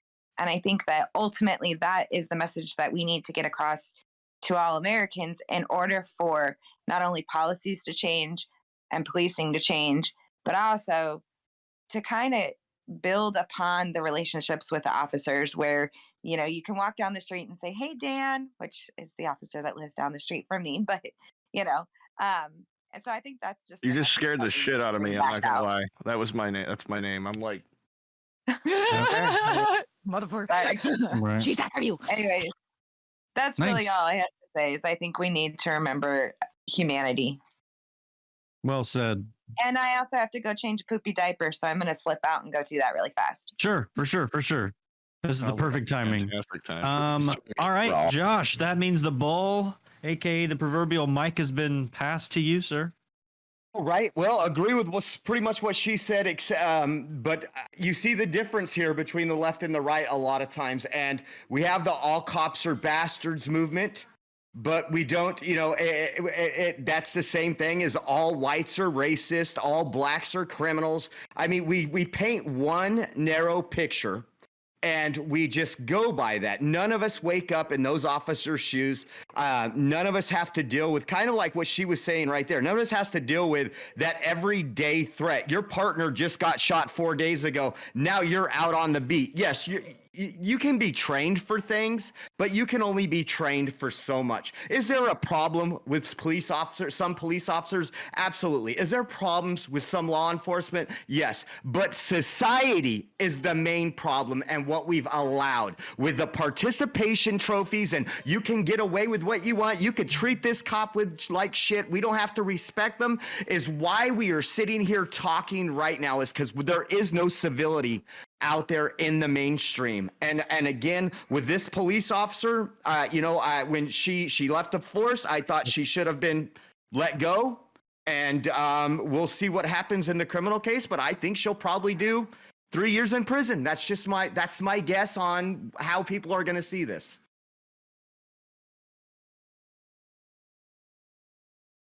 You're muted.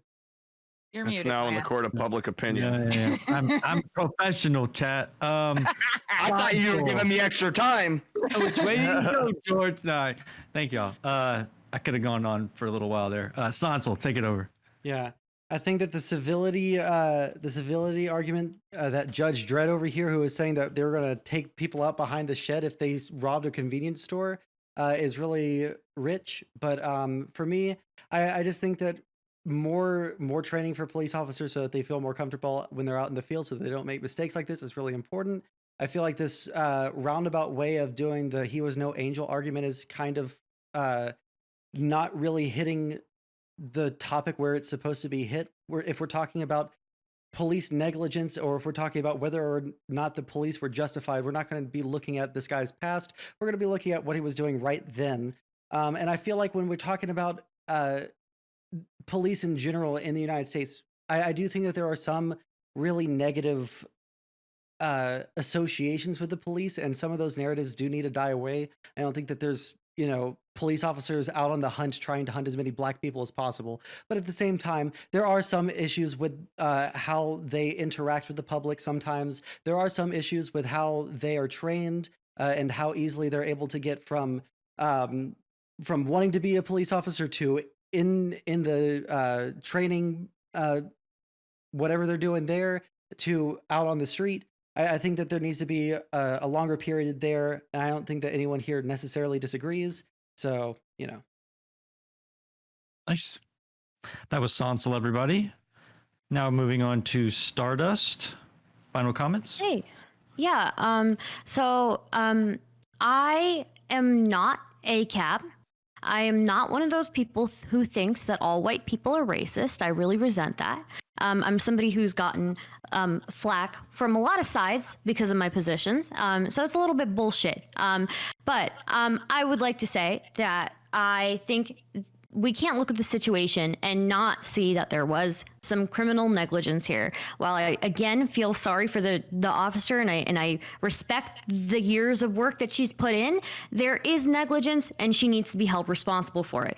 People who frame everything as left versus right are the reason why there's such a problem in this country with polarization. So that's all I gotta say. Nice. And to that one weird girl. Going ahead. And believe me, I know exactly what you're talking about, getting flack from both sides because of our opinions. I totally understand that, and I get there. Been there, done that. Got the t-shirt too. But I was just actually rewatching a video, and it looks like she has a piece of paper in her hand. It looks like notes that she took while she was in the vehicle. And so it's possible that also, whether, again, she did call out Taser or not, we'll just hypothetical there. It could have been straight up muscle memory because she did have a piece of paper in her hand. Again, it looks like notes from her car. So now thinking about that and looking at that kind of brings another question in. Exactly what was the training she was looking at? Her brain obviously was in the mindset of using a Taser. Okay, to me, her mindset was using the Taser. With this piece of paper in her one hand and now the gun in her other, then I do see that it being straight up, muscle memory here. I'm now not so much convinced, was it true training that could have prevented this? I'm not so sure at this point in time. But I will say it is a messed up situation from everybody. Is she going to be found guilty? possibly on one count, which one of the counts covers up to 10 years, punishable by 10 years. Now the first one is 15 years. But since she has a low criminal record, she may only get 4 to 7 years. Okay. 5 seconds. Sorry. So yes, there you go. Bye. Nice. Twisted Aviator. And a I frog in want my to keep throat, an chat. I want to keep an I eye do on this want to bring Oreo back one Express thing that guy. was said earlier. I want to know that way more there's about a this guy. Holy major shit! societal problem right now. We do have guy's a redneck police part problem, but we two. have a major society problem too. And it crosses left and right. This is not a left and right issue. This is an issue for everybody. The fact of the matter is you have a lot of people on the left screaming defund the police or reform the police into some community policing, which to me just sounds like vigilanteism. So can I go get my plate carrier and go police my community? He's sus? No, I'm not saying he's sus. I'm saying that he's like a crazy solution fuck that would be is super fun to talk to on stream fund again. the police, give them more money for training. Give Judge them Dredd wants to more fucking time take for people training. behind the shed Give if they so much as more fucking jaywalk. resources Okay, dude's fucking to crazy. provide that training. And going back to what one weird girl says about the paper in hand, I know that it used to be trained that if you were deploying your taser in a possible lethal environment, you would have your taser in your left hand, your firearm in the right. So very easily, something's in her left hand. Muscle memory says, I've got something in my left hand. Taser, taser, taser. Vehicle starts moving. Bang. Mm-hmm. Speculation, but Yeah, very exactly. much within the realm of possibility. So that's all I have. All right. So I am going to, along with Central Scrutinizer and Derif Guy, we're going to go into the other room. We're going to delegate really quickly. While we are doing this, y'all are welcome to continue deliberating, vying for votes, and Brant, you better pleading keep your the lights case. on in that room. Right? This is when we start saying gamer words, right? Exactly not. Please, All right. I already experienced that once this week. I know it's Thank Yeah, you so all that's how I for was gonna showing ask up. you people about be that. wild on Trophy. Twitch. Oh yeah. Hey, what's wrong with the occasional death threat? You know. Hey, you know that keeps Hey, the if you pep say in my step Minecraft in my email afterwards, it's address. totally fine. Okay. Yep, I got to remind my room that all the time. Oh, And thank you all very much. You will all receive a participation trophy upon exiting. And, Amazing. Appreciate Yeah, it. no, I'll put it with all the rest losers of in them. this one. All right, so hey, Oh no. We can't Move afford down. trophies. Maybe a ribbon. move down You're to move over to discussions on stream. Okay, I'm gonna We have boot you in three there. rolls of toilet paper for every participant. Oh, yeah. I did That's what I'm a talking so about. I did a stream one time because like this was really early, like when I first started, right? And so I was averaging like 6 or 7 viewers or whatever at best. And so this guy gave me $45 because this Muslim guy was like super mad at me because I was talking shit on Islam. And so next time I was there, like he shows up again and I had cooked a whole pound of bacon and I was just eating bacon on stream and then just saying like hate facts. Right. So I was just like, I held up like a drawn picture of the Prophet Muhammad and was like, this guy molests 14-year-old girls named Aisha. And I was just like eating bacon. And I think we got like 2 death threats in that one stream. Like they were so fucking mad at us. You should have been eating like So- tactical bacon out of a can or something. No, I had like a whole started, pan of it.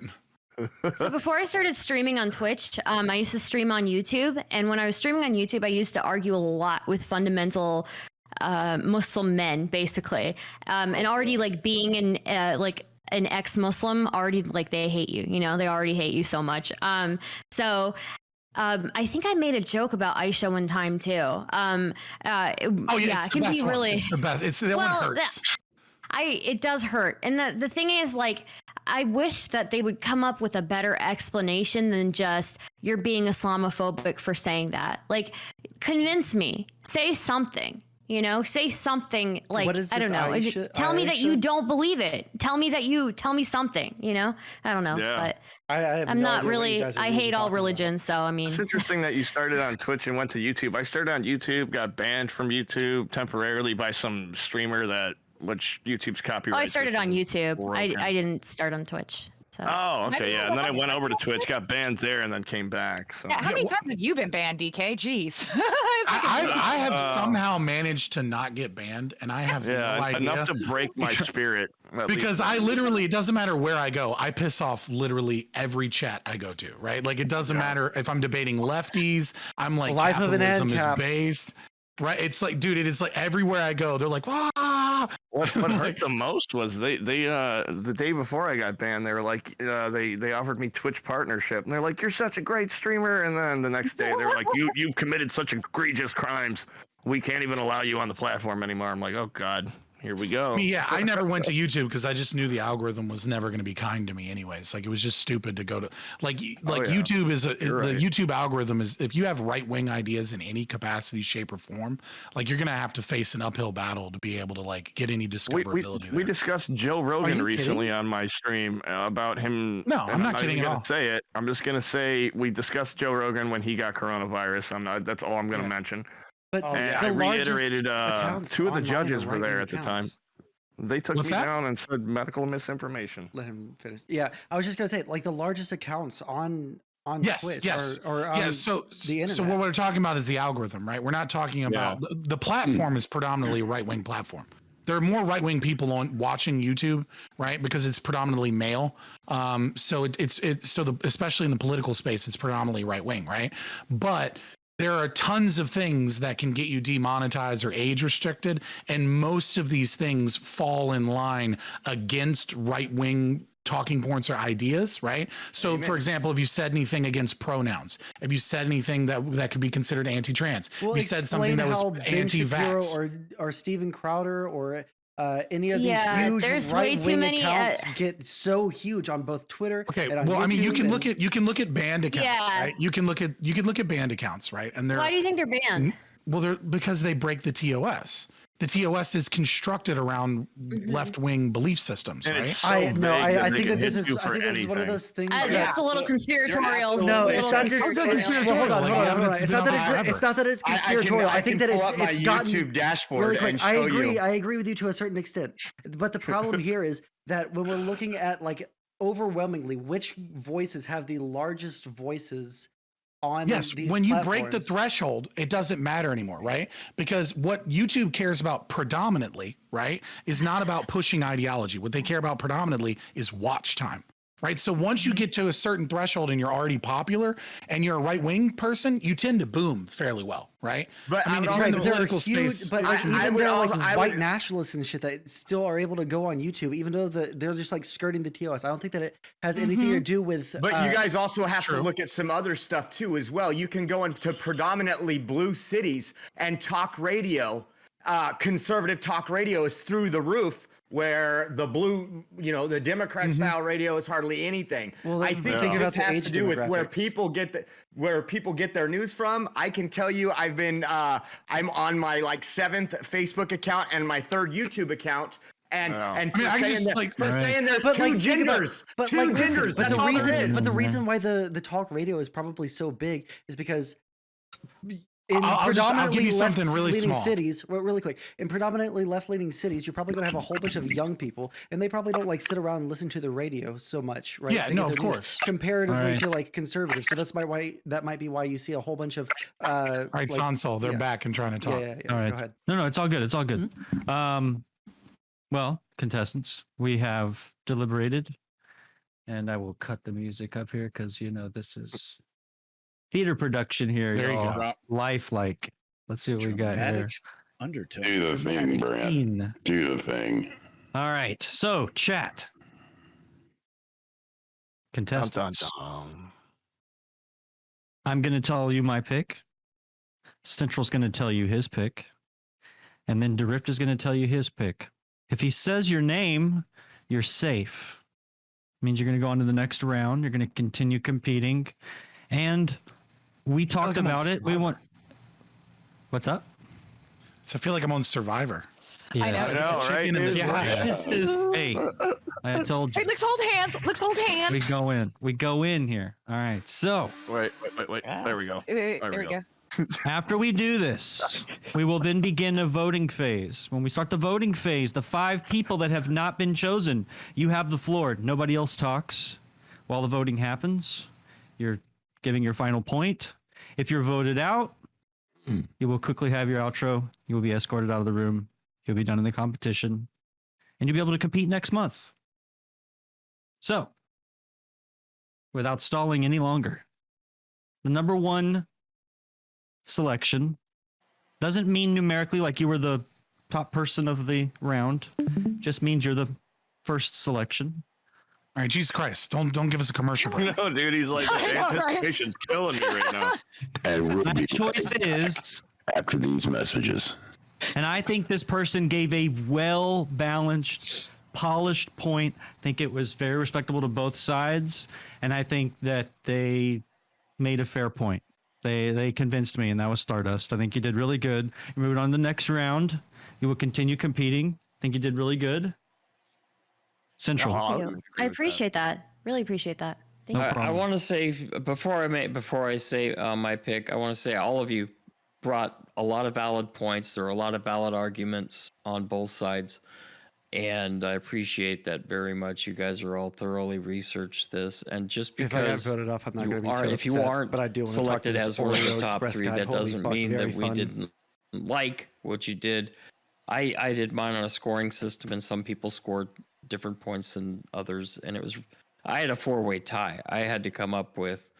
So, but we'll keep this short and sweet. My pick, because they brought up some points that I was looking for throughout the entire debate, Weird Girl. Thank you. Hell You're yeah. safe. Okay. Yeah, like Central said, we were kind of doing this on a scoring system, more about who brought facts, statistics to back up how they felt, what they knew, to bring up new points. Now, one thing we were really looking for, not nobody. The second part of the topic was, how can we make changes? That wasn't brought up a lot, except by 2 people, which they scored extra points for. But overall, I have scored, and it was all very close. You guys all did really great. Kate, you're safe. Kate definitely studied, knew what she was talking about. Goodbye, Lefty. So, not saying anybody else didn't. But No, I don't know if I'm going to Kate get brought kicked it that out. but- round.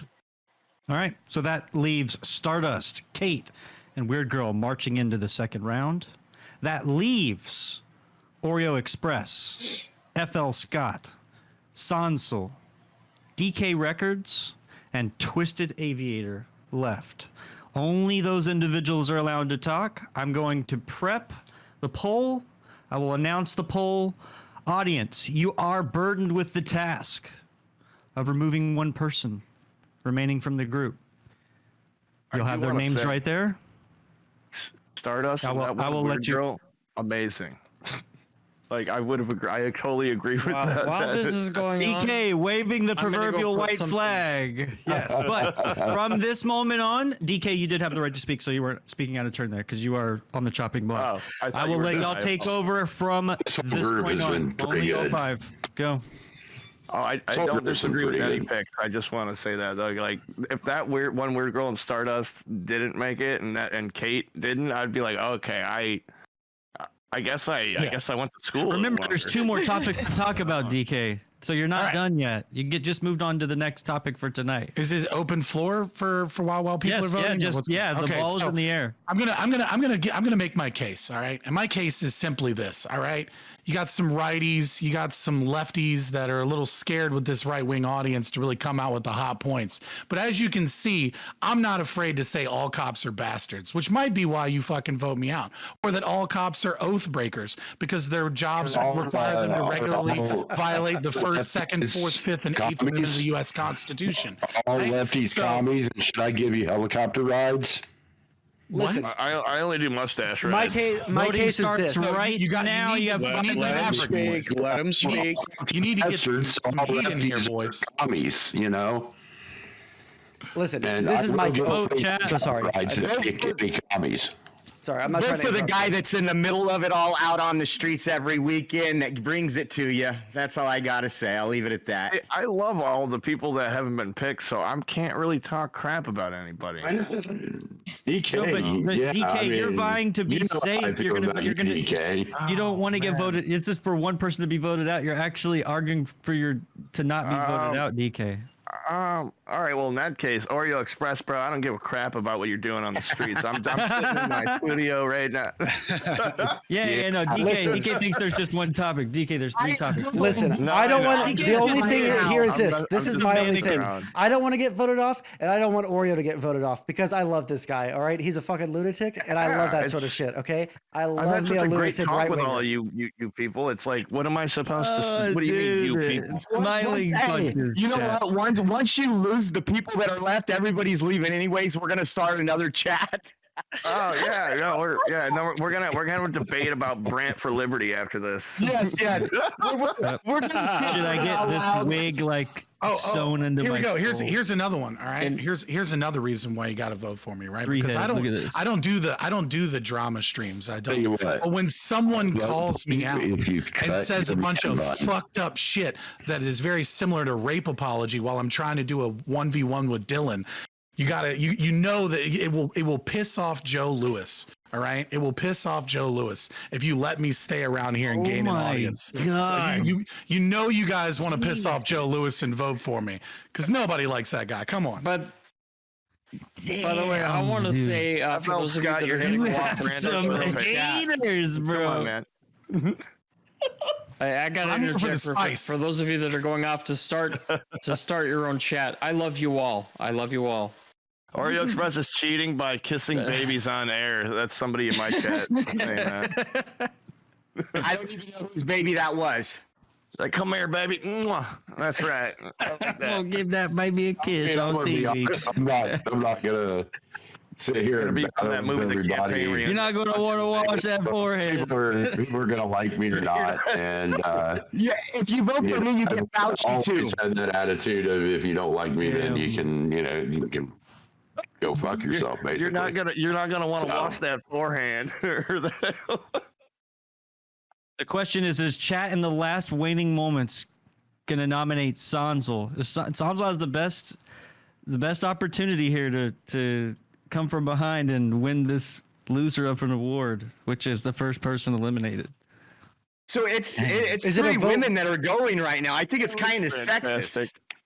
Is it Yeah. vote for who you want to keep or who you want to in the movie, kick? The Campaign. If you vote for me, if you guys vote for me, just know that you are solidifying equity myself. boy? Is that what You you're are asking for right solidifying now? me as the favorite. All of a sudden we like equity. If you vote me off, just know that you are solidifying me as all of these panels' favorite heel that they love to hate. The right hates me, the left hates me. And you know why? It's because I'm fucking right, boys. Hey, I hate you get too, them but it's votes a in. love-hate thing. It's Right? a love-hate.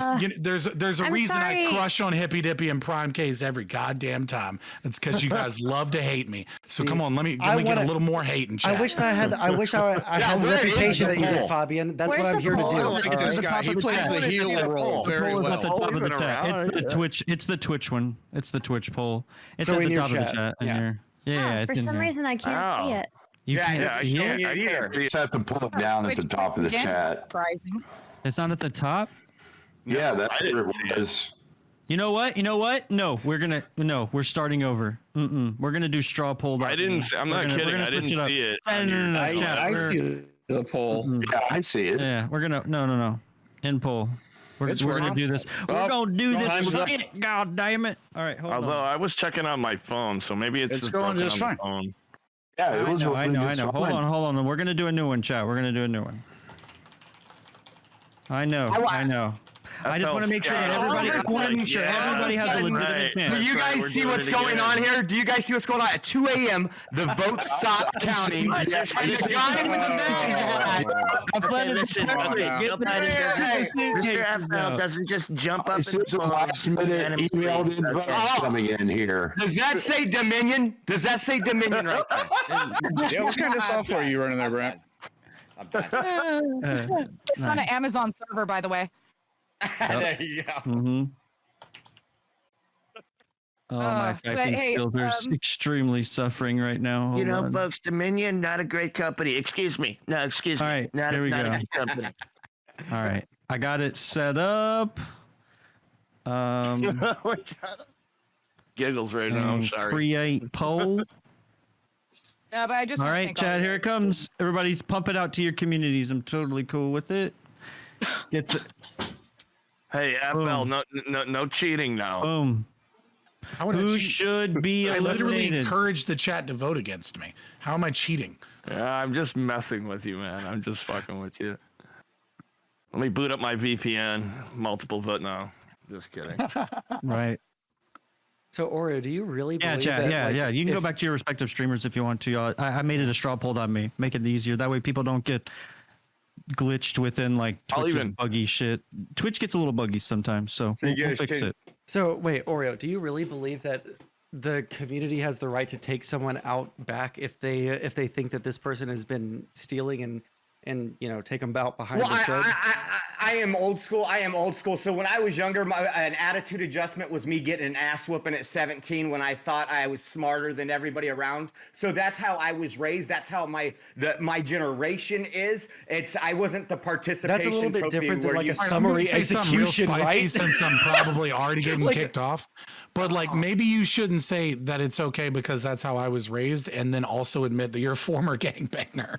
Well, my father. I'm just throwing out. Maybe that was the problem. See, like that's one thing, but also like the other half of that is like there's a difference between having an ass whooping by your parents and then like taking someone out back and like summarily executing them because you think that they might have done a crime. Like I don't think understand. he literally meant that, but I mean, he just doubled down on it just now. What I would be saying, Spamming the straw poll. we can drop back and do some what I'm push-ups. saying, what I'm saying is it's a little different now. We're a little soft on people these days, kids. Like back when I was I had to make the joke. I just these need days. to know. I just need to know one way. I'm just being real. When kids fuck up in school these really? days, we promote them. And we say you're That's not guys what are my ideas. question I was. mean, I don't necessarily disagree with you. School. My question was, do you really think that you can execute someone because as a community because you think I never said execute. I said take them behind the woodshed. There's a big difference. Okay, what Yeah, does what are that you doing mean? behind the woodshed, What are you dude? doing behind the giving them a woodshed? What does that blowjob? mean? Like, what the fuck? 99% of the time. Give it an app. Give it an ass whooping, pretty much. And I know that freaks out. Taking them? That's kinda No, creepy. it's just that Dude. most of the time when someone talks about taking someone out behind the shed, they're usually talking about going behind the shed and fucking shooting them. So like I don't know. Or giving them a blowjob. Or giving them a blowjob. Or a blowjob. Like if that's the way you this guy's swing. talking about bringing people behind, shooting them. See, that's not my area. That's not where I come from. I mean, wait, I thought that you were a Okay, gangbanger. if you're gonna spank them, then that's a little bit too. That's still too far, dude. Like Yeah, that, you hold don't on. know that person. Hold What on. the fuck? Let's be honest, all right? Idioms and colloquialisms are different in every other part of the country. You're on stream, right? And you're dealing with people from multiple different areas, right? What an idiom can mean in your area could be different in another area. So let's not assume that he's talking about murdering people, right? I think he's just talking about the idea that is a very classically conservative About idea. spanking people. Well, it's about tough love. Right, it's about Amen, tough love. You know, and I don't That's too necessarily kinky. agree It's with it. too kinky and for the and first it's not date, necessarily dude. my opinion, but at the same time, like I think you're blowing out of proportion, like the phrase that he's using, as opposed to engaging with the actual idea itself, right? Which is that he believes that we've become too lenient as a society in dealing with a lot of these issues. We've become too permissive, and that can lead to, if you're like a Robert Merton kind of like broken windows theory, criminal justice mind frame, that like when you're very passively allow things and you fucking come out and support things, and you got politicians being like, pay for the bail fund, right? And like you have this kind of permissive attitude Fabian, uh, that like it can cause more We're problems. joking around, Wait a bro. second. Wait a second. Can I ask We're anybody mean. here? It's okay. Did you guys ever have to go out back and find 7 people behind the woodshed. Okay. Are they all giving Drop the you woodshed blood thing for a now? second. What the fuck? Hold on, really quick. People are telling me that the poll is fucked. Is the poll fucked? I don't understand. Yeah, The poll it's so is fucked. screwed up. It's so The screwed poll up. is fucked. Yeah, I'm not looking at the poll. Is poll. fucked. Like, I mean, let's poll be is honest. really fucked. I can bow out. It's fine, right? I don't care lost either the way. first Like, one I'm having because fun. I I'm said back. ACAB, and you have a predominantly returned. right-wing audience, and nobody on the panel, really had anything to say about it, and didn't want to do any forth, so it just let it stand Okay. there. You're just Hey, being salty. I agree. Yeah, you're just I being agree with salty, dude. ACAB. What the fuck? All commies are Yeah. bastards. All commies are bastards. All commies You're are very bastards. brave Everybody, for saying that. Time out. Everybody, look. Hey, everybody. Free helicopter rides for all communists. Oh, okay, we're doing it again. Okay. I like all right. Hold on. We have the poll. Have the poll in my chat. I want to give everybody in here, Sondsol, Stardust, Scott, Weird Girl, anybody who wants to get your communities in here to vote really quick. It for some reason straw poll is broken right now. I don't know why. I tried it 3 times and it just Yeah, it's All broken. sketchy. Okay. yeah, I don't know what the heck is wrong with it. Somebody else could have made the poll if it was on my end. I don't know, but I just Well, it seems to be working now. There you go. all right, everybody. Yeah. And I'll do it. Yeah, if you want to, if you're now watching the stream, you want to come in, Brant for Liberty, real quick, vote for your favorite, or I guess least favorite. Or you got to tell me where you got that later. All right, check that out. And then on the back it says "fuck Antifa." I think I'm gonna make one of those. There you Oreo go. Express, just so you know, like everything blended in with your white Dr. Fauci backdrop. Very My sexy favorite man. one. My Very favorite one. I sexy made a man, T-shirt. okay, what a good looking guy. I made a T-shirt, and it We got 3 minutes left, everybody. 3 minutes left. I made a long sleeve shirt when I was in undergrad. This is that for just- who should be eliminated, by the way. I made a long sleeve shirt when I was in undergrad that just said Western culture is superior, and would just go to all my sociology classes. The molding That was feels a little beautiful. weird. That was It was probably pretty beautiful. funny. Like people would get so fucking mad. Why would you do that though? Literally just to For piss the people off. meme, or Yeah, it was just for the meme. Yeah. Because I was in Okay. sociology classes in a liberal art college. There It's can't be nothing any but logic behind Marxists. that. Like it's You guys literally had- just Okay. like this is I why had critical analysis is I so had an Ape beautiful. Nation shirt for AMC stocks, and somebody Damn. stopped me and thought I was wearing a shirt that was racially motivated, and I'm like, 150 seconds, chat. this is Ape Gang Nation AMC stocks. Like, what do you mean? Chat, where's this one at? It was weird. This particular vote is just in my chat. I tried to do strawpoll.me, which is kind of like a third-party site, but it gives you more choices too, which is usually why I would use straw poll over Twitch, because Twitch only gives you Heard 5 that options. Twitch like broke, and then straw poll broke right after that. dude? Yeah, you know. We Yeah. only needed 5 more. Yeah, I I have just 100 can't voters. imagine being so threatened by sociology class that you have to wear a shirt that's, like Western whatever is superior. I mean, have you ever Free been in zombie like a rides. Oh, all right, sociology yeah. You're class? literally in college? blended in. That's hilarious. I mean, I haven't been to a sociology class, but I've been to a liberal arts college. I Right, walked so around the sociology campus is once. like literally so roughly 70% of all sociologist professors, right? Huh? Identify as Marxists, right? Oh, and that's then you've kinda- got like Okay. another 20% that identify as like critical theorists, right? Or say that critical theory is the best, right? So what you have is 90% roughly of sociology professors are Marxists, right? So it's a classroom that has a very one-sided view in most places, unless you're at like Liberty University or something. and I want to go to college. Why? So that Is you there a can reason to want to go to Waste a college? lot of Appreciate money. everybody that came in and voted, by the I way. mean, We it got 100 depends. people. So that you can I mean- fly the cool I mean, we're airplanes not to really get- talking about the merits of college right now. right? Oh, We're okay. really more Well, I talking mean, like, about you're like, saying, Right, yeah. like, teachers are extremists, and like, ooh, I don't know. But that's just my opinion. Got 1 minute left. So My the- sister went to really Central quick, Michigan really University, quick. got a 4-year So, degree. Grant, and she the builds people are houses a voting living. for who they're kicking out. Yes, Yeah. they're voting for who they're kicking out right now. One person goes. I got it. Yeah. You just Why do you need think to I'm? be. Why do you think I'm hiding Brant? Honestly, you just channel needed to. from At my this stream? I point, don't want anybody- statistics show you just needed to be better than Mr. Scott here. Hey, that's It's all right. triple ply. No, I'm just. It's all right. I knew I knew I was gonna piss off your chat with ACAB stuff. It's fine. Yeah. No, I mean, hey, FL, If you want to learn more, if you want to learn more about you why know what's all cops crazy are is the name of this channel was Libertarians United before I changed it to Brant for Liberty. And it was I'm a libertarian. the first couple streams Just were my IRL like and cap meetups where all you ever heard about was like voluntary prisons and then like privatized police forces like all night long. No, and I then mean, all of a sudden the thing now is that people don't understand what most people mean when they say community policing and stuff like that, right? Just go look up Chiron, Mexico, population 18,000, indigenismo, environmental anarchist community or anarcho-mutualist in their structure with the Council of Elders. And they haven't had a significant crime. They haven't had a significant crime since 2015. well, a lot of that Mr. works Scott. fine in a small construct, but when it's scalability with what you're describing. boys. that's the issue. But Right. well, you Yeah. say that, but also Right. all the people that's been shot by police, they haven't committed a crime since then either. Right. I mean, you can look at it That's both true. ways. I mean, But hey, I So, mean, let- you're not everybody wrong. quiet really quick. You're Everybody not quiet. wrong. Let's give Mr. Scott the ability to give himself an outro and a swift exit here.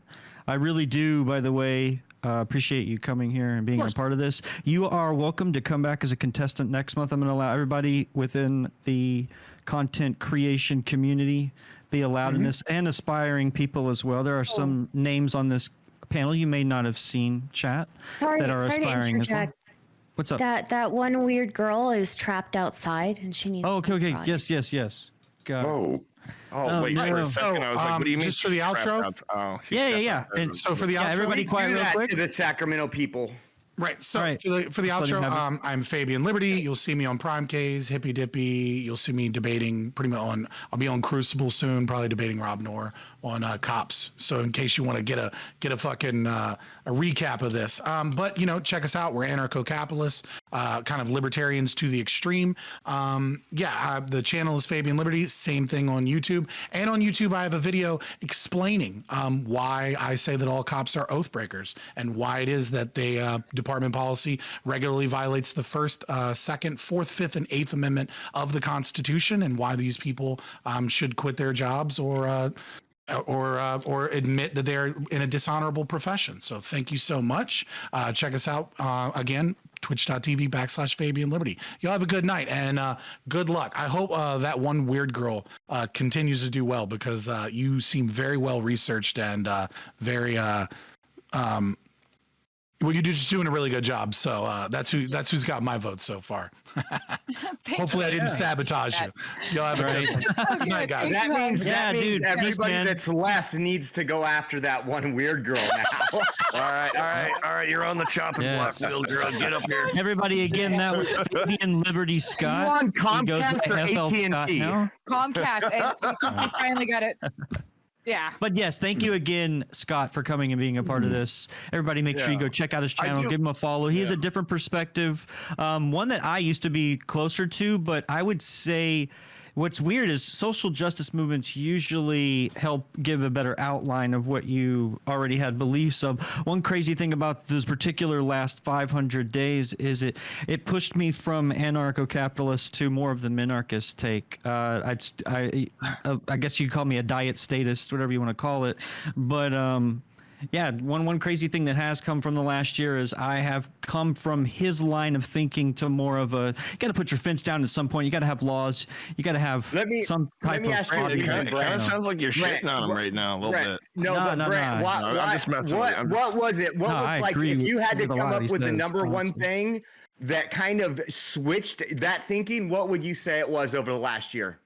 watching good three question. people get stomped to death in Chicago at the Miracle Mile or Magnificent Mile when it got looted, and I was very much politically agnostic at that moment, even though I kind of put myself in the libertarian camp, mainly because it was an opposing third point of view. But I would say just watching complete chaos and lawlessness, and just watching a growth curve that wasn't like at a straight 45. It was actually exponentiating and getting more and more ridiculous.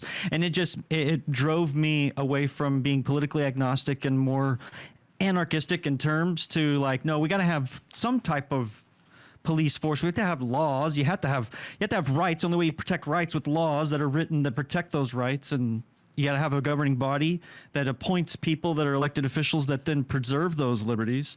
And so that's what kind of got me to where I'm at nowadays. But yeah, y'all, Fabian Liberty Scott, FL Scott, aka twitch.tv/Fabian Liberty.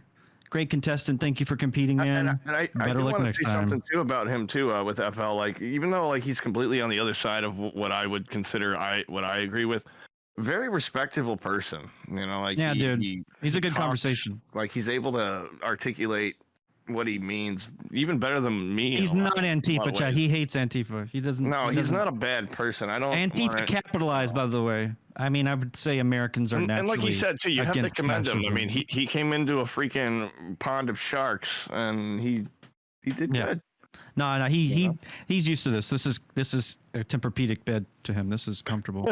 But yes, let's move on to the second topic, y'all. Let's get moving. Let's get moving. So continuing the topic of policing, the overarching question, and then kind of tying it into an adjacent current event, we bring ourselves to the Crumbleys as our second topic here. This is mainly a question pertaining, or a topic, I guess, an entire round dedicated to parents' culpability and the developing events that are there. They now have the mother, the father. Maybe like tell some people probably don't know what the Crumbleys. Yeah, that's what I'm doing. I'm literally, that's exactly what I was doing. So right now, as of right now, currently, we have both the parents arraigned on $500,000.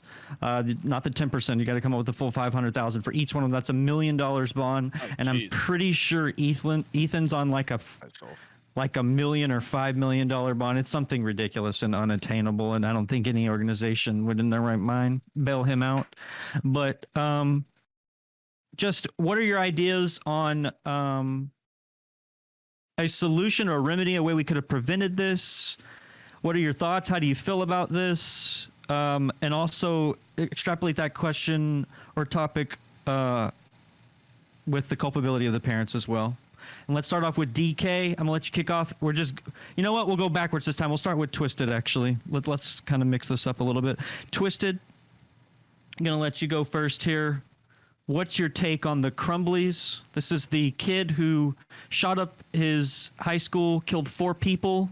Then remember, his parents were caught hiding in a building after they had been formally charged. 4 counts of involuntary manslaughter. Thought I'd go ahead and get this in as well. Yeah, in Michigan. They found them later on hiding.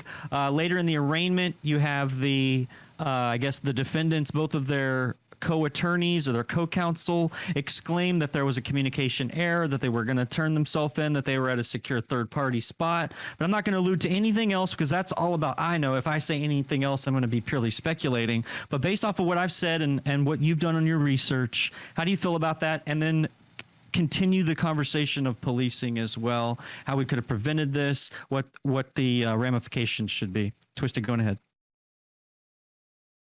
Obviously, 2 minutes, by the way, 2 minutes. The kid is primarily responsible for his own actions.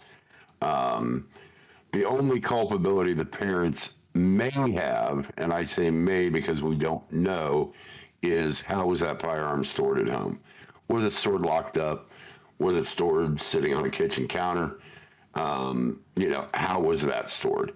If it was stored reasonably locked up, then I don't feel they have culpability at all in a legal sense. It comes down to guns are an inanimate object. They're not dangerous. They're not going to just go off on their own. I have an AR-15 sitting behind me that, hasn't ever just gone off on its own and shot my neighbors or anything. Twisted, you have a green screen on. Yeah, I know.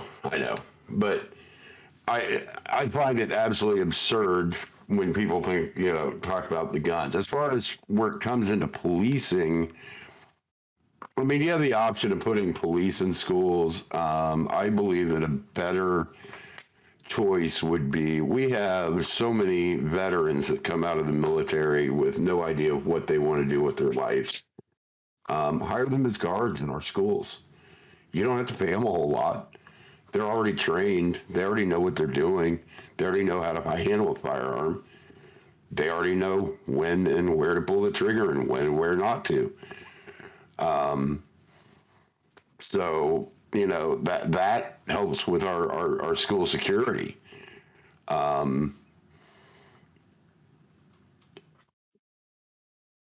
really don't have a whole lot else to say other than that. I don't know on as far as the parents' culpability. I don't know because I don't know how that firearm was stored at home. As far as the $500,000 bail apiece, I think that's ridiculous for what they're being charged with. You know, if they were being charged with homicide, absolutely, but to expect two people to come up with $1 million to get out on bail when you're presumed innocent in this country is beyond ridiculous. They're obviously, they are not a danger to the community. I don't know. All right, weird girl, shoot it to you. Thank you. Ethan is actually 15 years old. So he is a child considered to the law. Now, the parents were charged with involuntary manslaughter for failing to secure the handgun used in the shooting. Again, he is a minor, so therefore they are responsible for him. They are responsible for having that gun secured. Again, they skipped town. They left town with the knowledge of their attorney, who, by the way, his two attorneys, Shannon Smith and Marielle Lehman, they hired these guys, these two attorneys, even before they were charged with these crimes. Shannon Smith was the one that represented Larry Nassar, by the way. Now, personally, I feel the attorneys also should be held liable. Again, it is the attorney's responsibility to advise them in the best course of action. Whether they had knowledge of where they went, I do not know that.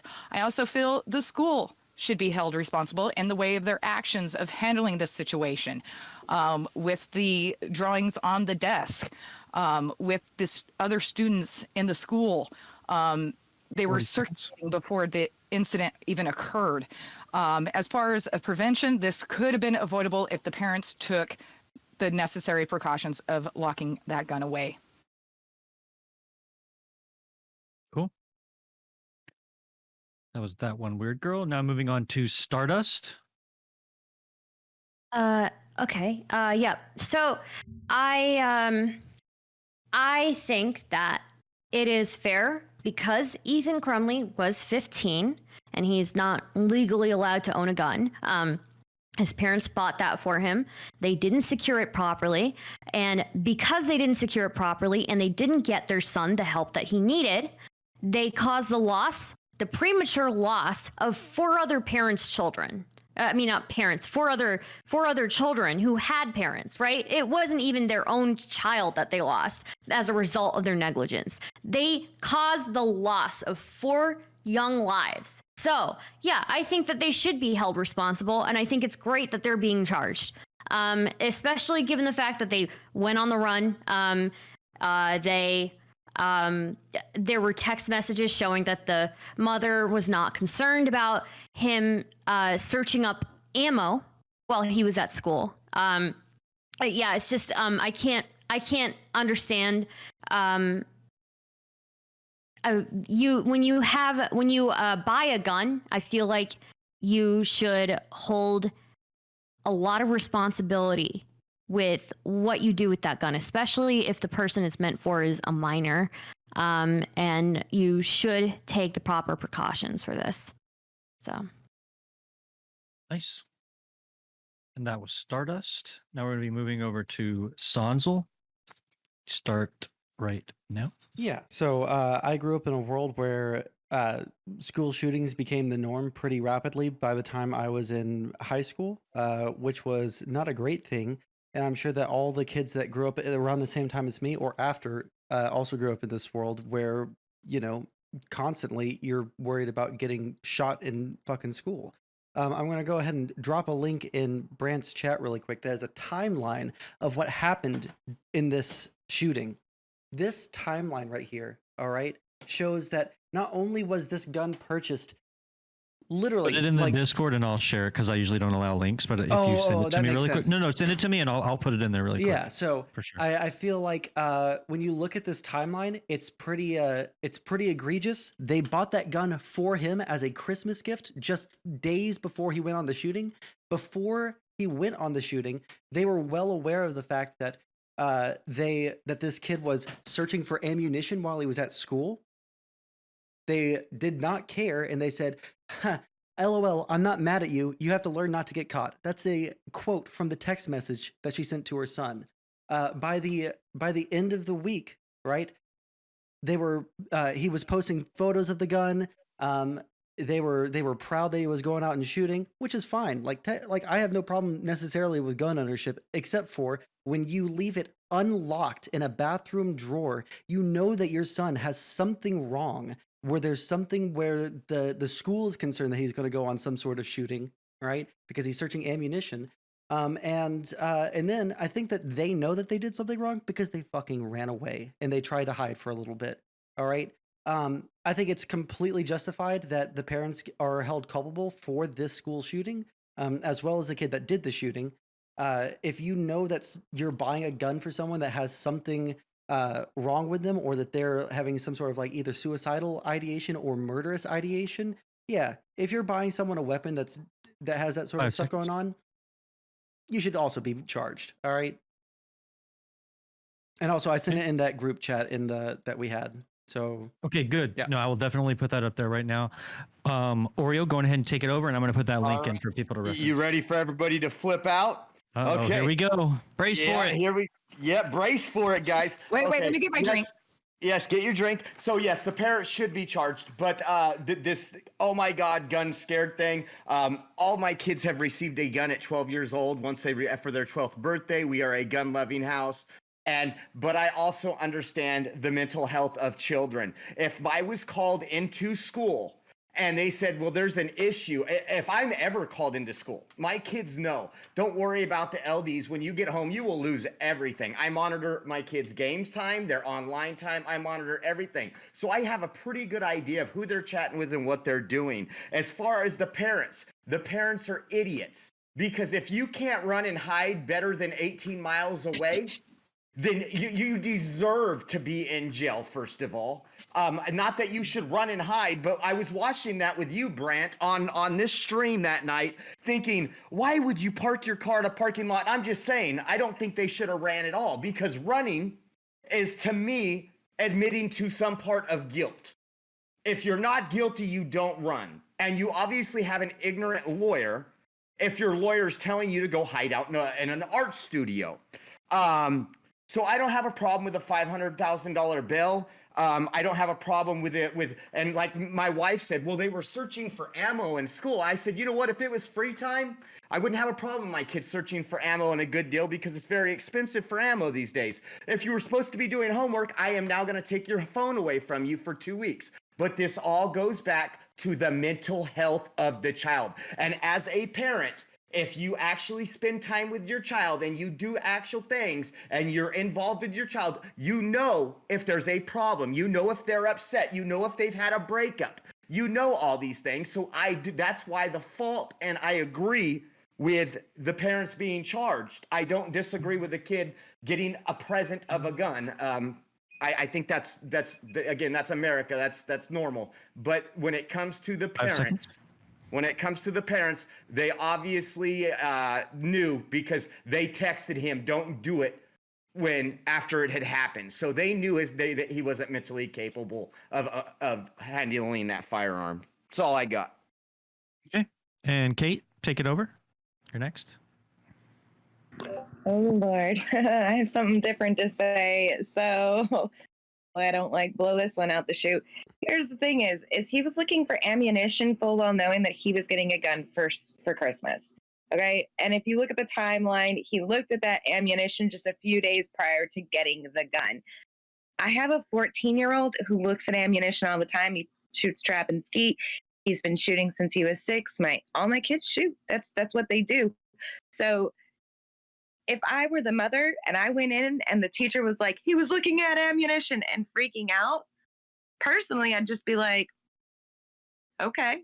Okay, He's don't been get shooting caught again. since 7 years old. Like, all right, let's go home. And I would have probably sent a similar text message. Hey, don't do it at school, or, be better and not showing other people what you're searching for. It's not something you should be searching for at school or whatever it is. Like, that's just my personal feeling there.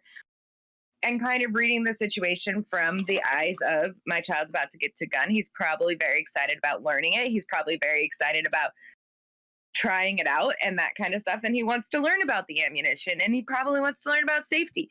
I don't know what the child's mental state was. Here's the other thing, is that in Michigan, there is no law that prohibits or charges parents with improper storage of weapons, meaning that the only charges that can go up against them is a manslaughter charge or an assisted murder charge, okay, after the fact.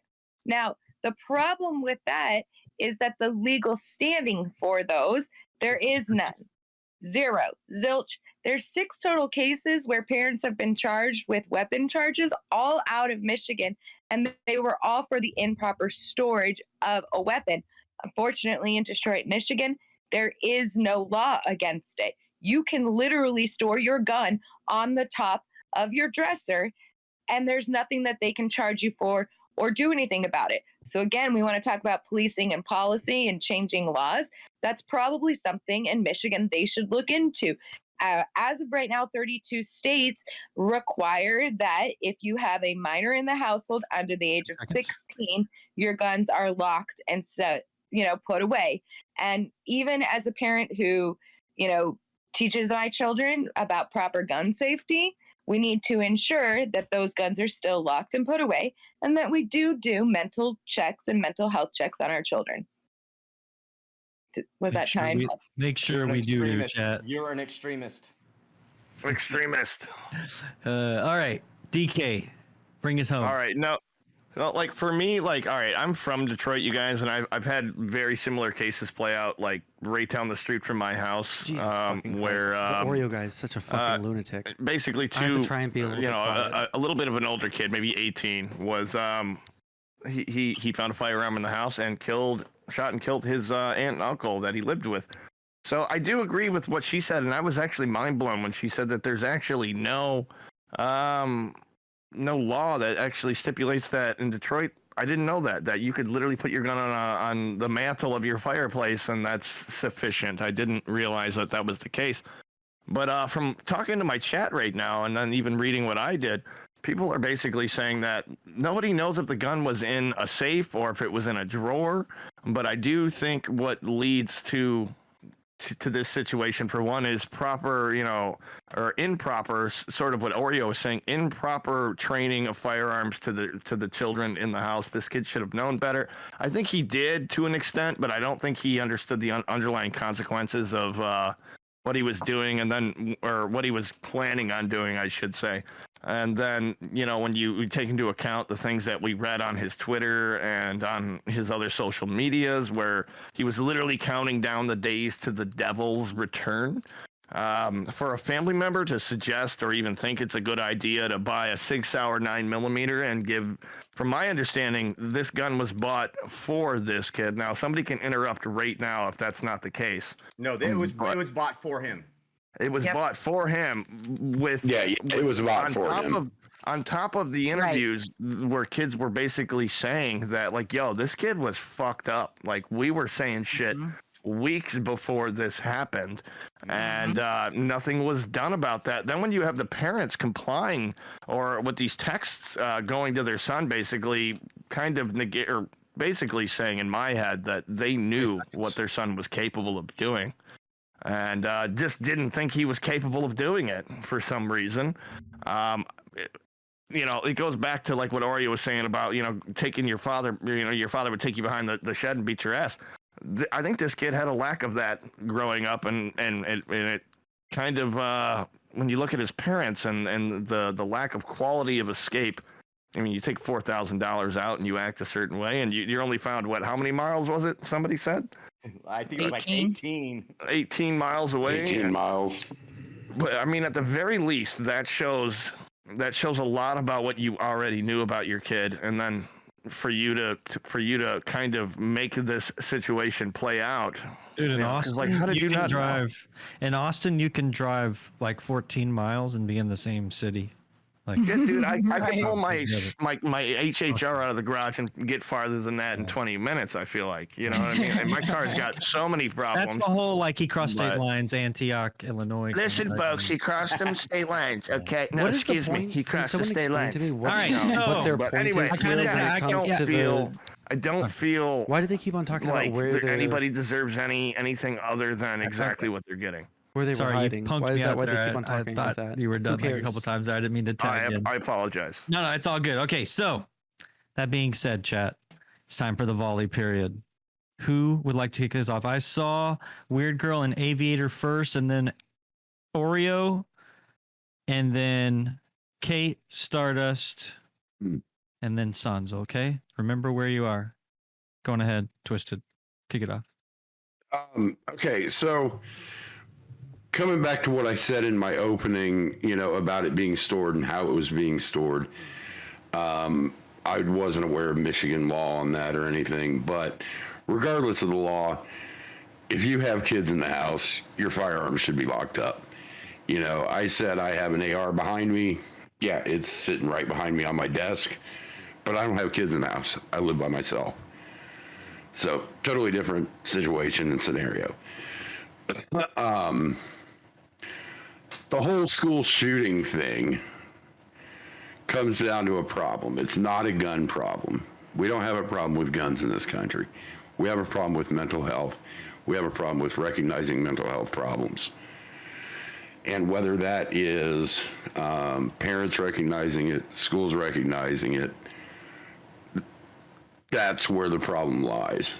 The kid wouldn't have gone and shot up the school if he'd had some kind of help or been being seen or, been in an institution if he needed to be, whatever. I don't know. I'm not a psychiatrist. But too many people are laying blame on the guns. As far as the parents go, yeah, I can see if there is no requirement to lock up guns in Michigan, that the only, like one weird said, the only possible charges are manslaughter. Unfortunately, I don't see how that Oh God, this guy talks so fucking slow. applies. They didn't. They're responsible, but they didn't pull the trigger. They enabled it. I don't know. That's a really tough question for me. They should be charged in some way. They definitely should be civilly liable. Criminally liable is something that I'm really having a hard time with. As far as the looking up ammunition online, that's a nothing burger. I mean, anybody who gets something new is going to look up parts for it. You get a new VR headset for Christmas, you're going to look up games for it, probably at school. 10 seconds. You get a new gun, you're going to look up ammunition for it, if that's what you're into. So I don't see that as having It's the any fact that they have the relevance. ammunition thing and all the other things. It's the totality of these things. Okay, by the way, I want to institute so that we don't stretch this topic out too much, because I want to give a little bit of time for everybody for the last round, which is where you really sell it for the moving on to the champions round. But I'm going to keep it to 40 seconds. Okay. So I'm not trying to cut anybody short. Just try to have your responses down to about 40 seconds. I feel like that's enough time to establish a point or make a point. And, if it comes to the point where it falls dead, then you'll get more time to be able to come back and get back in line and talk more. But going ahead, great girl. Okay, so looking up ammunition is totally different than looking up games on school property. I don't think that is appropriate whatsoever. Now, I am not anti-gun or pro-gun. I believe in the Second Amendment, but looking that stuff up at school is improper. The other question, or the other topic brought up about mental health. I don't know how many of you guys have had mental health services in the public schools, but here in California, they freaking suck. I was part of one of them, that they had the psychiatrist come to the school and you see him for about 20 minutes at school. That would probably be their first route. Trying to get beyond that, I don't know what their state situation is. I know Kaiser Permanente, we're having a big issue with that here in California, so I can sympathize with that. But the other thing about who's responsible about having the gun, it is their gun. Did they report it stolen? Did they go back and check to see if it was gone, or even before he left for school, depending on where they left it? Especially if they did call and get called to the school, why wasn't it checked? Why wasn't the backpack checked? I do believe that I could be completely wrong here. The dad did go and check to see if the gun was missing when he heard the report of the shooting. That's after. Yeah. Well, I mean, Right, as well, so, you guys. Who's to say that the parents didn't leave before the kid? Yeah. Yeah, they left before the backpack wasn't checked. That's what I was trying to say. Okay. Okay, yeah. Okay, that was negated. You're right. Here's my Okay. question. On this topic, though, you say the backpack wasn't checked. He was brought into school for drawing and what we would consider an inappropriate picture, and that there were concerns. Was there concerns brought up during the meeting? Yes. That they were fearful that there was a gun on school property? Because I'm telling you, if they were fearful that there was a gun on school property, the schools have a right to then search the backpack. That's not really quick. So I don't think it was brought up. They were scared that something like a school shooting was going to happen. They didn't know that it was going to happen literally like a couple of hours right after the fucking meeting, you know? Like they were really concerned given all the that you had a weapon on campus at that moment. They told the school that the gun, they purchased a gun for him. They told him for Christmas. They told him they bought it for him a day prior. They told him that in the meeting. Yeah. In the meeting, wasn't the meeting the same day? Yes. Am I mistaken? No. So if the meeting No, it was, the but same like day, Sondsol why saying, didn't nobody the school expected a search shooting the same backpack? day. Right. That's what the whole thing is. The parents said they bought the gun for them when they came to school. They said, yes, we bought the gun. We bought it like a day or so before. That was brought up. Well, that backpack should have it was brought up really quick. And also, Here's what I'm asking, I guess, maybe. So the school wanted him to the school they wanted the parents to consider pulling their son out of school, but the parents actually resisted pulling their sons out of school that day. So that action alone indicates some responsibility there. Yeah, that puts some more blame on the parents. Stardust. They should have pulled their son out, and they are therefore responsible for what happened. They were ordered to get him counseling within 48 hours, and they wanted to. My chat's telling me it was the day after Thanksgiving, 4 days before the shooting, that the parents bought the firearm. Yeah, because they had time to go out and shoot. Listen, I think it's really fun, all the things that we're talking about in terms of like gun control and all that. I love how whenever there's a school shooting, the first thing that comes up in right-wing conversations is mental health. When no one on the right is also willing to invest in schooling or anything to do with mental health, right? We also are talking about if we're looking at politicians, okay. Well, I'm just trying to say, if we look at right-wing politicians, who are putting forward legislation, I don't think that I can think of a single right-wing politician that is putting forward massive spending bills so that we can increase the quality of mental health care for children. I also think it's really fucking crazy that we think of all these ways to try and get around the actual conversation of children having access to guns in order to like never ever blame gun culture in the United States. I think guns are fine. I was raised around guns. I've shot guns my entire life. But when we're talking about the kinds of guns that people use in these school shootings, handguns and AR-15s, right? Like I think that these are the kinds of guns, or any gun really, honestly, should be we should have some sort of mandate to have reasonable measures to have them locked up. You could have a quick release on your trigger for a handgun if it's for home defense. and it will keep it to where your kid can't grab it, take it to their school, and shoot up Lisa because she dumped him that the day before, right? Like, these are the kinds of things that we have to think about if we're trying to think about actual solutions to these things. Not trying to arm as many fucking veterans who don't know what to do once they come back from war, not to arm all these fucking teachers, not to try and build school architecture so that there's enough curves in a school What's wrong hallway with so that there's veterans? What's wrong with arming veterans? I don't think that's the solution. I just think that that's not the solution to school shootings. Can I interject just for a second? Because you say that you don't see anybody bringing up a mental health. No, Grassley brought it up every single year that he has been. Did he put forward any legislation? Grassley, he's written legislation. He's written specifically for mental health. For mental health, specifically for mental health. And he's written one specifically for mental health for children, including encouraging schools. He has also written ones including encouraging schools to actually have psychiatrists, not just counselors, because there is a difference between a counselor and a psychiatrist. How many Republicans voted for that? It never got brought to the House floor. Why? Because of Nancy Pelosi. In the last 4 years, really? It never has been brought to the House floor for a vote. Can you link me that legislation?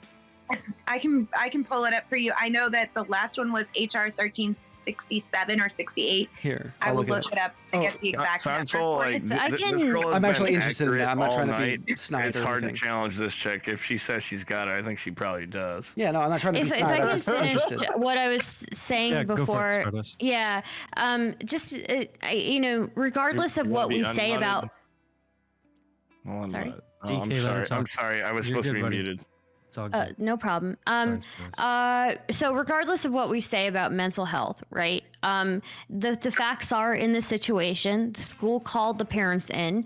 They ordered them to get him counseling within 48 hours, and the parents resisted the idea of taking him out of school. They should have done that. They should have searched his backpack instead of leaving the school and not taking Ethan with them. They should have searched his backpack. Instead of afterwards having the afterthought of searching where they kept the gun in the house. They should have searched him right then and there. And the fact that Jennifer, his mom, texted him, "Ethan, don't do it," after they realized that the gun was gone, shows that maybe they did suspect something was going on. That really paints something else in my head. If a parent is texting somebody, "Don't do it," they knew something was wrong. So yes, they should be held 100% responsible. There's also the question. I agree on that, but was that text "don't do it" as in don't shoot the school, or was that text sent after the shooting had already occurred? I'm curious. I don't know the timeline there. When news of an active shooter at Oxford High School became public, his mom, Jennifer, texted him, "Ethan, don't do it." I would say that she was probably referencing where many mass shooters wind up taking their own life. That's conjecture, but that would be what I was thinking. I don't know that it actually matters, though, right? Either way, they know that something's wrong. Right. That's indicating that they know that something's wrong, right? And then after that, that's when the father called 911. Yeah. Well, they're even saying now, at least my chat is verifying that the school's being sued for $100, $200 to $300 million right now for not searching the kid. That school is responsible as well. I 100%. 4 young lives lost, right? Like 4 sets of parents lost their children because of the negligence of these ones. The mishandling. I totally agree, and I have a hard time not agreeing with that statement, because like when you look at the evidence, there's almost no way around it as a parent that this should have been handled well before it happened. But go ahead, weird girl, whoever was supposed to. I apologize. Oh, it wasn't directed. I don't think I was. I hope I'm not like there. Like if I am, everyone just let me know. Like I have this. I'm trying really hard not to. You're being way too polite for bloodthirsty. This is bloodthirsty Thursday, not like chill and be nice. Someone was right the entire time. 1776 will commence again. No, I cannot find a single thing on anything on Grassley. I'm just trying to be polite. Anything for school. All right, Sondsol, Sonsol's stubborn up a point here. So I'm gonna let Alright, go Sondsol ahead, speak. go Go ahead, Sondsol. Bring it back up. What were you saying? I was just saying, like, I looked up Chuck Grassley, school psychologist or just psychologist, and literally nothing. It's all about like the whole thing about like CRT and teachers being threatened and shit like that. I see literally nothing about a school shooting outside of him blocking a recent bill in the light of this recent shooting in the Senate. So. Well, it's not about a school shooting. You said that we don't care about mental health. Mental And I health, can tell you right. that Grassley has supported and has written legislation on mental health, specifically on, and Thank he's you, spoken Star. on bringing psychiatrists into schools at the state level when he was at the state level. Okay, I just want to say really been able to see quickly, anything one on- set of parents are suing for both their daughters, and one was shot in the neck in front of her sister.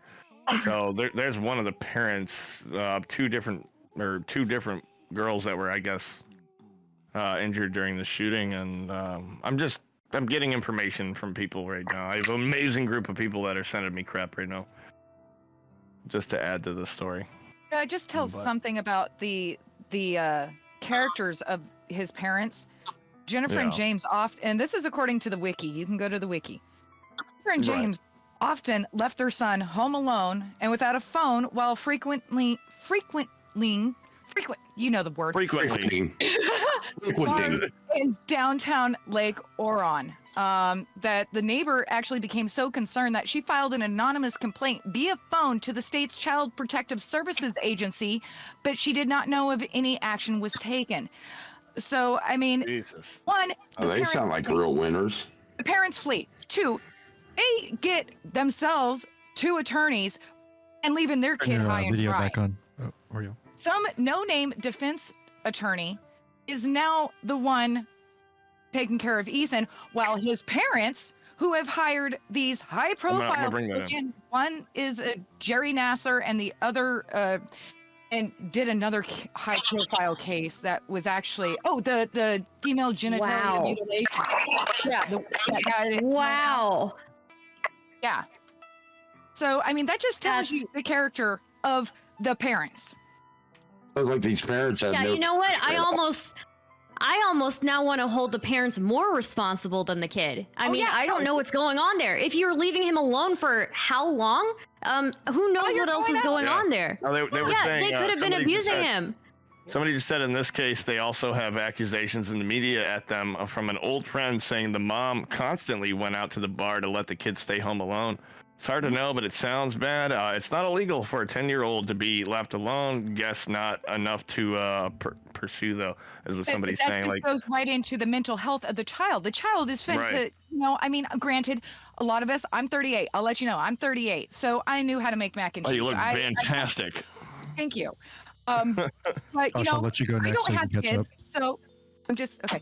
I don't have kids, but I'm just saying I would never think of leaving a 10-year-old kid in this day and age unattended by themselves. No, you with could or still be without a an weapon. aunt or- They have or, you two know. parents in the house. That's the thing that blows my mind. They have the ability. They have two parents in the house, and they can't have somebody watching the kid at least for part of the time. And at least Or the neighbor checking was in at the involved very in this. least The on your neighbor child? was a very well, thoughtful. Well, then you person. go and buy your kid a 6-hour 9mm for Christmas, not knowing the state of his mental state. But Oh apparently my his school God. does, his friends do. Why not a so does everybody security else. system instead? We could have, get a security with the system for the house. technology and Holy shit. It is. Why not? My parents the benefit of the doubt in this, but the more and more I hear more information on this from the parents, because like I said, I haven't been following this case minute by minute.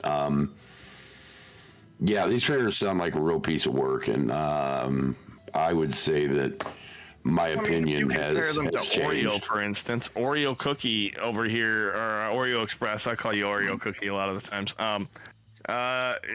He described his situation with his kids and the firearms, and I think what he's doing is the best example because, like he says, all my kids are introduced to guns at a very young age. I can't remember the age he said. I think it was like 12. 12, and, but the whole idea is this guy is completely under control of what's going on with the firearms. He's under control. Like he says, he checks his kids, what they do on social media and video games.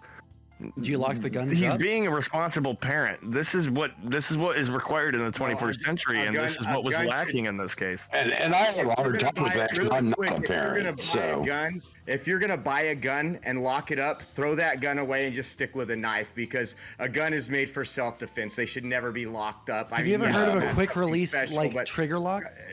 no. And yeah, there's quick release trigger locks, but yeah, you know what? That's what a pillow's for. Put it under your pillow. You hear a noise, you get up, you take care of it. But I did get to miss some of it. But I did want to say something because I don't know if it was said. The school's failure to kick that kid out. I've been to over 42 board meetings, and There was a lot of red flags, wasn't there, Oreo? There Lots of red was flags. when he was writing and scribbling and putting all that stuff on paper. The school shouldn't have called the parents to meet.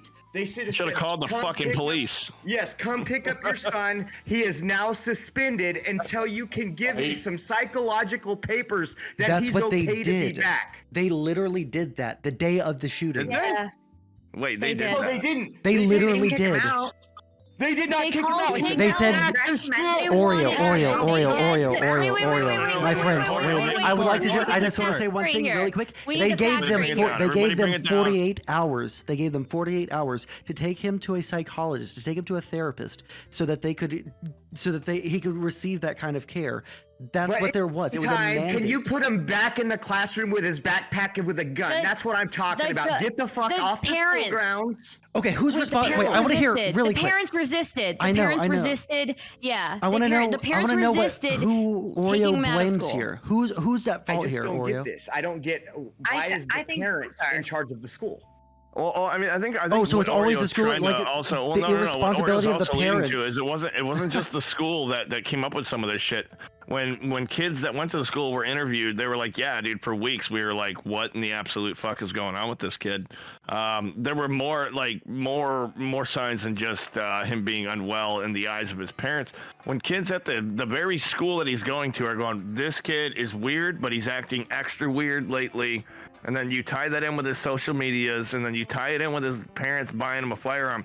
There's no excuse. I mean, that explains why the parents ran, because they were fucked and they knew it. The school and the parents are equally culpable in this. I think that's in a my fucking opinion. absolutely fucking Yeah, I crazy agree. position to say that the school is as culpable as the parents who knew about their kids like fucking thing. Where the school can only do. Listen, the school. Hey guys, I regret to inform you that the school is not the child's parents. All they can do is inform the parents right. of things that are happening at the school, and You're right. the parents are supposed to do Fellow something. student- Hold on, fellow the student school. expressed The concern. school is supposed. Let's The go school and is then supposed. DK, Yes. and then Stardust. The school is supposed to inform the parents of something that's going on with the child. The parents are then supposed Josh to and Kate.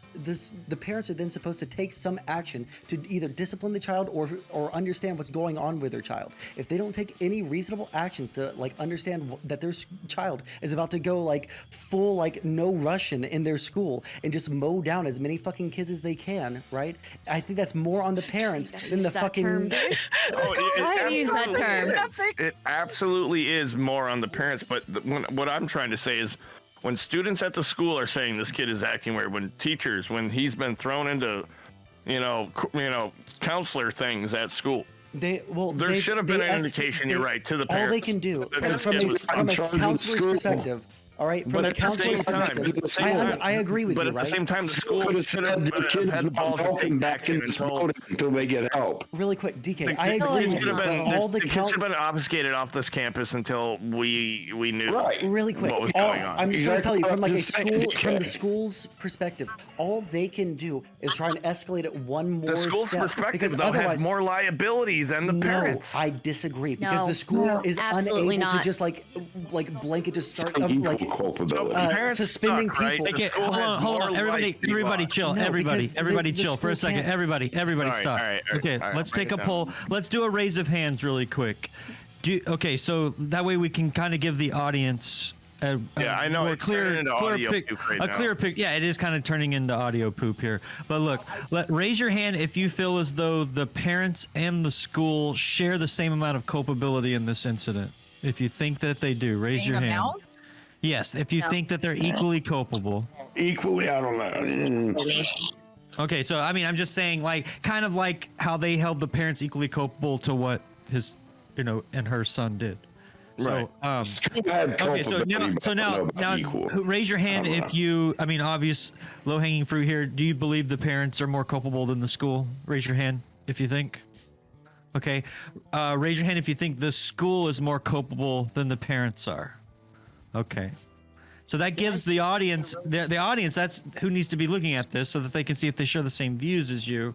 My opinion merely means nothing. I love always pushing the responsibility away from anyone that was actually involved in a school shooting. It's never the people. I don't put responsibility on the parents. Listen, it's never the fucking parents' fault. Josh, it's never your the fucking. audio's kind of It's always has to blinked come out down to the teachers. a little bit. When it's not the teachers who are in the same house. Educational institutions that we have to blame, right? It's not the parents who are in the same houses with Those every single fucking day. horrible teachers and their not ivory institutions. It's not the fucking parents who fucking purchased really quick. It's not the parents that fucking purchased the gun. It's not any of those things. It's always those goddamn teachers who for a lot of conservatives, they want to arm the teachers too. So I don't know. Like I think that we've run the gamut on what we can possibly talk about when who gets the most blame. What do we want to do about school shootings? I want to hear what you guys. I want to hear what you guys' solutions are. I just want to explain. Like, everybody clear for Stardust, and then we'll go Kate. Kate or Stardust, and then Kate. Okay. Let's do that. That way we don't have everybody. That way we can plan it out a little bit. Okay. Sure. The school might be partly responsible. I'm not denying that, but 100% I am with Sondsol on this, that it is more of the blame, far more of the blame, it sits with the parents, especially knowing the history, knowing that neighbors have called CPS, knowing that the children, let me finish. I'm sorry. Knowing that the school tried to get him to be taken out of the school, but the parents refused, knowing that this is not like the first incident, knowing everything that Miss that weird girl, I think is your name, you were saying about the mother going out to the bar, leaving the child alone for so long. I mean, it's unbelievable. You have two parents at home. What the fuck are family values if you're not taking care of your children? Fucking true, fucking true, Stardust. Fucking preach, Stardust. Holy fuck. I'm not finished. I'm not finished. Okay, I'm not finished. I'm not finished. Let her finish her point. Let her go. Let me finish. Let her finish. Okay. This is not on the school nearly as much as it is on the fucking parents, because the parents should have been practicing their duties as parents. They should have been paying attention to their child. They should have taken their child out of the school at the school's request, and they should have been taking efforts prior to that to make sure that this child is not taking this gun out of a place that they shouldn't be taking it out of. They should have locked that gun up. So these parents should be the enemies of all of us, because they are honestly doing anti-family values. They are literally deteriorating. They are literally deteriorating the family unit. They are literally deteriorating the family unit. I have never seen. I swear to fucking God. Kate, Okay. All right, Kate, and then Josh. I'm gonna let you go after her. I'm gonna let you. I promise. I promise. I'm gonna let you go right after her. She's just been very patient, and I just want to let Kate. Yeah, she's super polite. Go ahead, Kate. Get in there. Okay, so here's the deal. Okay, I understand that you guys don't think that the school had a responsibility, but in Michigan, there is a program called PBIS. PBIS is Positive Behavior Intervention Support. It means that if the school or a teacher or a counselor, principal, vice principal, the duty person who sees you on the playground says there is something wrong with this child, they can call in a PBIS counseling support person to come and sit and deal with that child and to make recommendations for that child to either A, be sent home until counseling can be done, B, sent to the hospital, or C, arrested. And PBIS in Michigan, which is Positive Behavioral Intervention Support, has the capability of doing that. In fact, they have to be at the school when called within 30 minutes. That is a part of the policy in Michigan. Can you tell me the policy on when they assign this officer to them? I just looked it up. It's right here, my honey love. It's right there. Yeah, I'm gonna. I just want to know what the policy is for when they decide to assign them. I just want to give Josh you is a next. Josh is One at a next. Josh is time, next. folks. I want to give you a little. Hey, is that Go ahead, they Josh. do have culpability, that there are policies in place that the school could have done and they didn't do them. And the fact of the matter is, yes, they called the parents in Hold on. and the parents could have taken them home, but guess what? They didn't go that extra step. When you put these policies in place, which are positive policies, I have nothing against this policy. In fact, I think this is a great policy. If a child is having a mental breakdown, we should have counselors, therapists, psychiatrists coming in and saying, hey, let's send them to the hospital. Hey, honey, guess Let's what? get them That to is care something that we Who did. gave birth to the child? Who Okay, gave I'm birth to gonna the go child? ahead and Who stop. had sex and made the child? You don't understand how things work. If everyone's You are yelling. held Okay, Josh, Who go, made the Josh. kid? Please. Right, Josh, and then we'll let Stardust. Stardust We'll do Josh and then Stardust, something. okay? Josh and then Stardust. Okay, Go ahead, Josh. check this out. So you got to know how things work. There is children going to school that are homeless. Who is in charge of those kids? Did you know that this is because of restorative justice? They cannot make children leave school unless there's been a violent act. 10 years ago, this kid would not have been in school. Yes, the parents are culpable, but the school districts and the liberal Specifically tell me what they would have been able to kick him out on talk, for. guys. Let him Tell talk. me what he would have Are been you kicked gonna out let for. me talk? Are you gonna let me talk? Because you've been talking. You guys have been talking. I'm trying to just talk because I've been to 40 school board meetings in 2 years. That's what I do. I have a 21-year-old and a 15-year-old back there that I've done this with. It's not just sitting behind a game all day. I know what these schools can and can't do, and the reason why this bullshit happens is because social justice and restorative justice, they're not allowed to kick kids out of school. In California, you cannot suspend a child if they bring a knife and threaten someone at school in California because we can't do that. The same thing if you go look at the laws in Michigan and you go look at the laws at this school, and which there was already a long podcast on this that you can go look up. This kid, the school should have been able to say this kid is off our grounds for 72 hours for a 5150, not, oh, the parents said no. It's the school's responsibility and it's that administration's responsibility to keep every other children safe. Oreo, It's not the parents. Let me ask you this, Oreo. So Okay, so you just lied. You cannot bring a knife to school. Hold on. Wait a minute. It's my turn. You just It's my lied. turn. You lied. I just Googled. It's my turn. All it takes is a simple Google search to find out. It's my Really turn. quick. It takes a simple Google search Hey, to it's find my out. turn. To find out. Speed of the Oh, I'm game. so sorry. It's my I'm so turn. sorry. It's my turn. Wait, I promise. this is It's so my turn. fucking You're ridiculous. next. You're next. I promise. Okay. Right. Hey, fellas. Look, all Google. I have to say. Oh, sorry. I thought I was still muted. My bad. Okay. All right. Hey, Guys, fellas. Google Who really had quick. sex and made Who can the bring child? a knife to school Who in made the California? kid? Nobody. Yeah. Nobody. I think that the responsibility at the end of the day lies with them. They are the ones who decided to bring a child into this world. Yes, they ma'am. decided to have sex and get pregnant and bring that child into the world. So yeah, the responsibility is theirs at the end of the day. We can But that's- point at the that's school not reality. all we want to. Hey, let me finish. We can point at the school all we want to, but as soon as the parents decided to have sex and make that child and bring that child into the world, that is their responsibility. They are literally deteriorating the meaning of what a family is. They are literally deteriorating family values with what they're doing. Okay, I just want to really quick just jump in here. I don't have a long point. Really quick, it's going to take literally 2 seconds. Yeah, Sondsol, Literally you're 2 next, seconds. You were Sondsol. You were next. Yeah.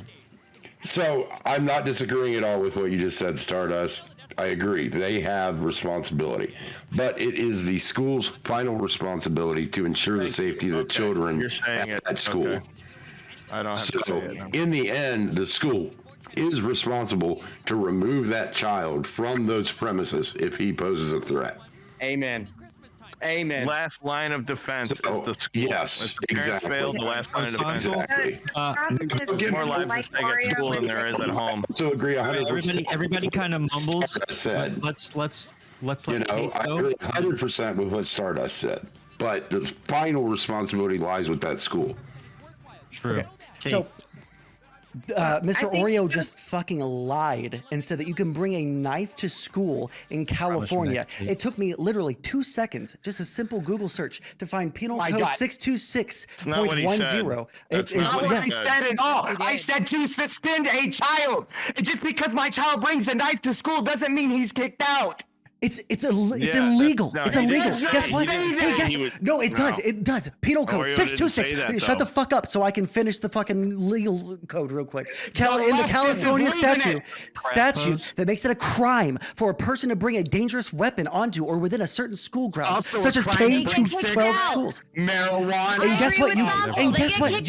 You get kicked out for that because it's a crime. It's a literal fucking like either misdemeanor or felony offense. Guess what, motherfucker? You're just stupid. You're wrong, and you're lying. All right, hey, let's keep it civil, man. Let's keep it civil. I love you too, buddy. I love people with two brain cells. You know what I love? I love that we have to we put all this responsibility when it's anything that's not gun. When it's not a gun, we put all the responsibility on the parents, right? But as soon as guns come into the picture, oh no, we can't. This sets a different precedent. Like we can't hold the parents responsible nearly as much as we hold the teachers in their ivory towers responsible. I think the parents are more responsible. I think nobody hears. Not allowed to bring a knife. Nobody hears anything there. Kate, go. Sorry. It's just so many people are talking. Sorry.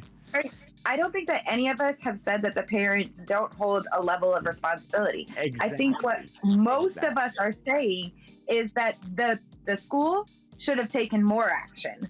That they shouldn't have been able to, the parents shouldn't have been able to come in and just be like, no, we're not taking your child home. No, the school should have said, you're taking your child home. You're going to go get counseling or psychiatric help. Or the school should have called the PBIS representative, and the PBIS representative should have come out and done an evaluation immediately on that child to determine whether that child A should have gone home, the school B know should have he had a gone to gun? a mental health hospital, or C been arrested. Those are the options that the school had. So I think what we are all discussing is that, yes, the parents are responsible to a level, but the school is also responsible and should be held accountable for their lack of action in this particular case. Just like I would hold the school responsible for the lack of action in any case if my child were bullied and beat up and that kid was brought back into the classroom later on.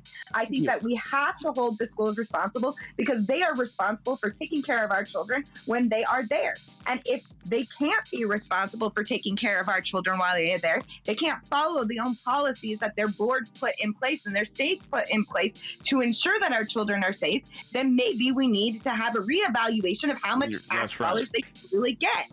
You said it's got the gun? PBIS, Who right? gave the child the gun? Who bought the gun? Really quickly, Did the everybody. school buy the gun? Did the school PBIS. know he had a gun? What we are discussing right One now, at a time it doesn't here. matter I'm cool with them trying to get an who got the elbow in, gun or though. not. What break it up. matters is whether or not the proper action was taken by the schools and whether or not they followed their own board I can policy, squash this and argument whether or right not they away. followed their Please squash it. Please squash it because these people. I like where Kate's headed with this. Wait, I want to hear what DK Record says because I want. All I wanted to say when I brought this up was the final end game. I promise you're gonna get to Parents go, suck. girl. The kid sucks. Everything sucks. The final end game was if the school would have listened to the kids, the kid wouldn't have been in the school to do that. So the parents are at most fault, but the school itself should have recognized the behavior based off of what was being told to them through kids that went to that school, what they were seeing on social media. That kid should not have been in that school. So that's what I mean by the school being the final stand before something happens. The parents only have one life to deal with. That's their kid. The school has thousands of lives to deal with on a regular basis. And if they felt that there was a threat, even a little bit, they should have said something. And instead, they took a different route, and that's what led to what happened. Yes, did the parents lead to what happened? Absolutely.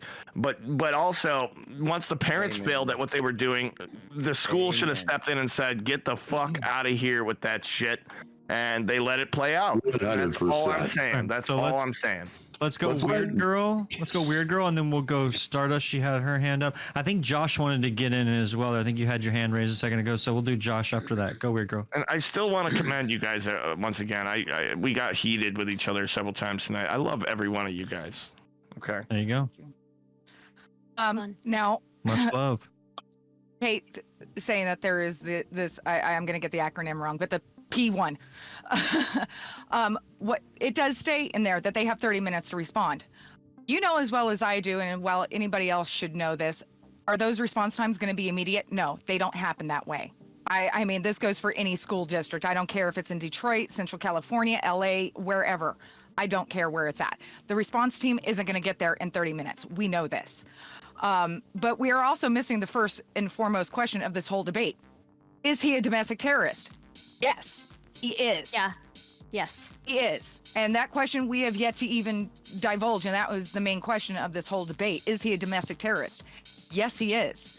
By certain faults, through whether he has been let down by his parents, by the school system, through the healthcare system, they all culpable? Yes. Are they all at the same level? Probably not. But it also comes down to us, the voters, what we vote to have installed into these systems and who we vote to have into these seats to pass what we want to have happen and what we would like to see happen. I think it's ridiculous that Michigan doesn't have a safe storage law of any sorts. But I still do feel that the parents knowingly buys the gun for the child. He's still a freaking child. Sorry. He's a child. Apparently he's gone out and shooting. Great. But what was... You could say he was out with his parents, but what does his parents know about gun safety? So there's always that debate of going into what do his parents know about him? Yeah, exactly. Yeah, so- Or what do they know about handling a gun? What do they know?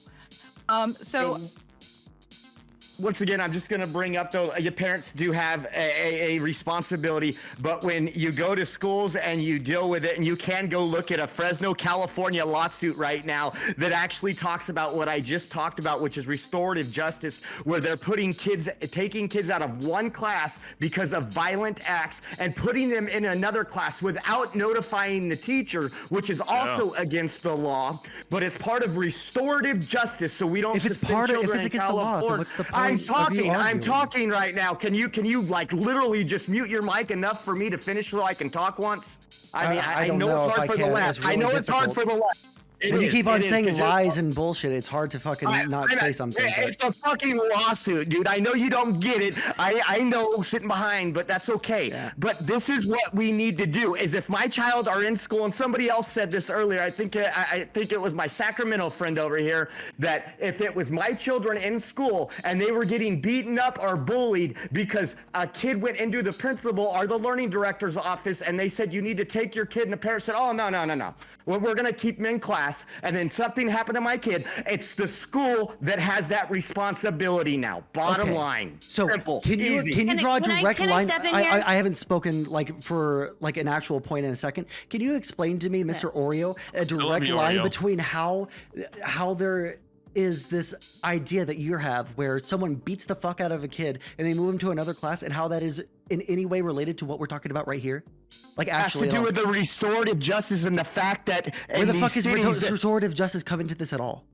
So let's establish that term. That's what school districts are using now instead of kicking kids out of class. So let me make sure I get an ubiquitous term here for everybody here. So restorative justice in Oreo Express's terminology is the reluctance to use corporal punishment or suspension in the hopes of restoring someone in this term called restorative justice. So someone who probably maybe someone in the 30s or 40s year olds, that is, that were in the school system in the 80s and 90s probably would have went through a different type of getting SWATs and detention, and then it moved to in-school suspension, then it was out of school suspension, and all of these other things. I think that's what he's talking about, is the move to keep allowing kids that could be dangerous to coexist within. Which is exactly what they did this day. Make sure I just get that terminology. Okay, so based off of the facts, based off of the facts that we know about this case, all right, what do we know that the school was clued into this guy, right? That was so egregious that you think that they should have been taken out of school. We know that he was drawing scary pictures, right? And we know that he had searched ammunition on school premises, right? Yep. And what else? Okay, so I just want to go back to you just said scary pictures, but when we started this, you said you had to go through school being scared of mass shootings. So he was drawing scary pictures of what? bloody what did it people? say? Bloody people with And what? he What hates did it himself. say? And Yes. the thought, So and- psychologically, this kid is not there. He'd had other students, just Okay, like if DK someone- had said, that had complained about things that he had said. So we knew mentally he's not okay. He's Okay, not safe to be and do around you- other people. Okay, well, you don't. But the Okay, fact hold on. that That is a people logical. even Hold on, really said quick. that I want to he respond needs to to him see a because he just made psychiatrist a massive. He made a massive when you get logical rebutted, leap. then you can respond. He made a massive logical leap between someone is mentally not okay and they are immediately, therefore, dangerous to other people. Now, No, you know what? from You're wrong. when He you- was perfectly fine. I He didn't was say perfectly that. Fine. I wasn't saying that. He obviously fucking wasn't because he went on a fucking school shooting. But when a teacher sees something and they see something that is like a scary picture of where he says that he fucking hates himself and it's a kid drawing guns, which drawing guns by itself isn't enough to suspend a child, right? So what do? Well, you escalate it and you call the parents. And if the parents don't care, Kick them then out you of have. class. Well, that was what the You next suspend fucking them. step was. They You could have suspend followed them. their own policy. They said Yeah, they they could have said. followed their them. own policy and procedures. Tell me and what they their didn't. policy was that they broke. The policy and procedures is that if you think that a child is having a mental health crisis, which the fact that they said within the next 48 hours you need to get your child Define evaluated. a mental health crisis, because I've worked in a Oh my school. God. No, Let's shut the play fuck up. liberal Hey, games. Let's hey, play Oriole. liberal I've actually games. worked in the anger specialty room in a fucking school, so I know a little bit more about this than you, my friend. I can tell. The anger specialty room. I can tell. Let me ask a question mean- here. Let me ask a question to Sondsol or. I've obviously made you very angry, Let me so. ask you this.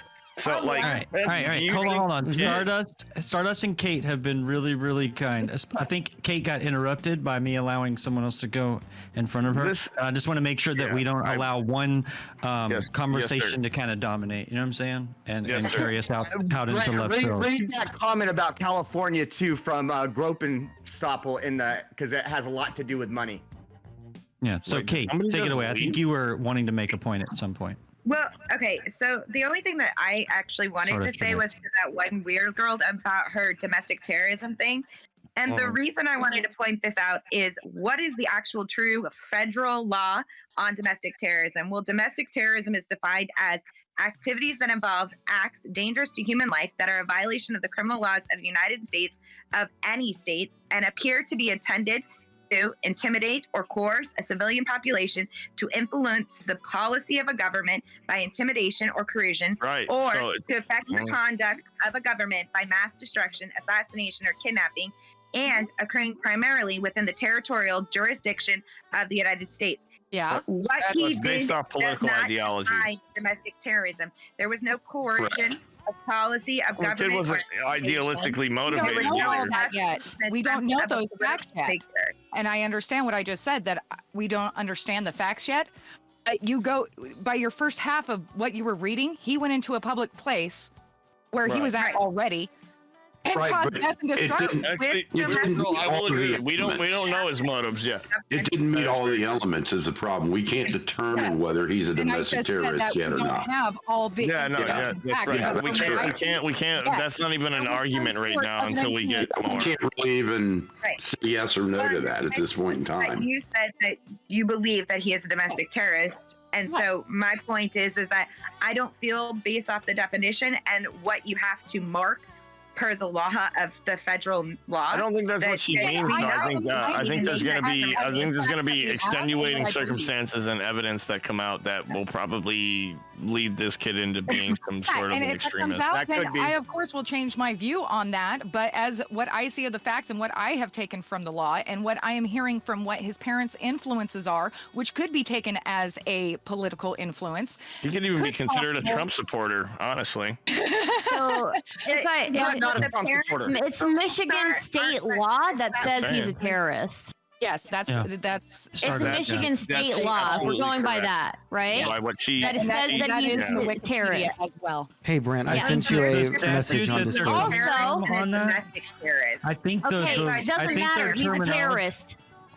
But there, Yeah. I'm like going by what I what was saying, is I'm there's a going by difference what between Brant put domestic into- terrorism Yeah, and yeah, yeah. I terrorism. actually, Okay, well, out of that- I fairness mean, to everybody, I we're- forgot to read that saying part of the terrorist. question. I took Yeah. that Well, as it a does change throughout states. Yeah, So but straight up, Stardust. I took that as Yeah. Really quick, Let- Brant, I sent you a Okay, message on yeah. Discord. Sorry, I'm not arguing right now. I just sent you a message. Sorry. Go ahead.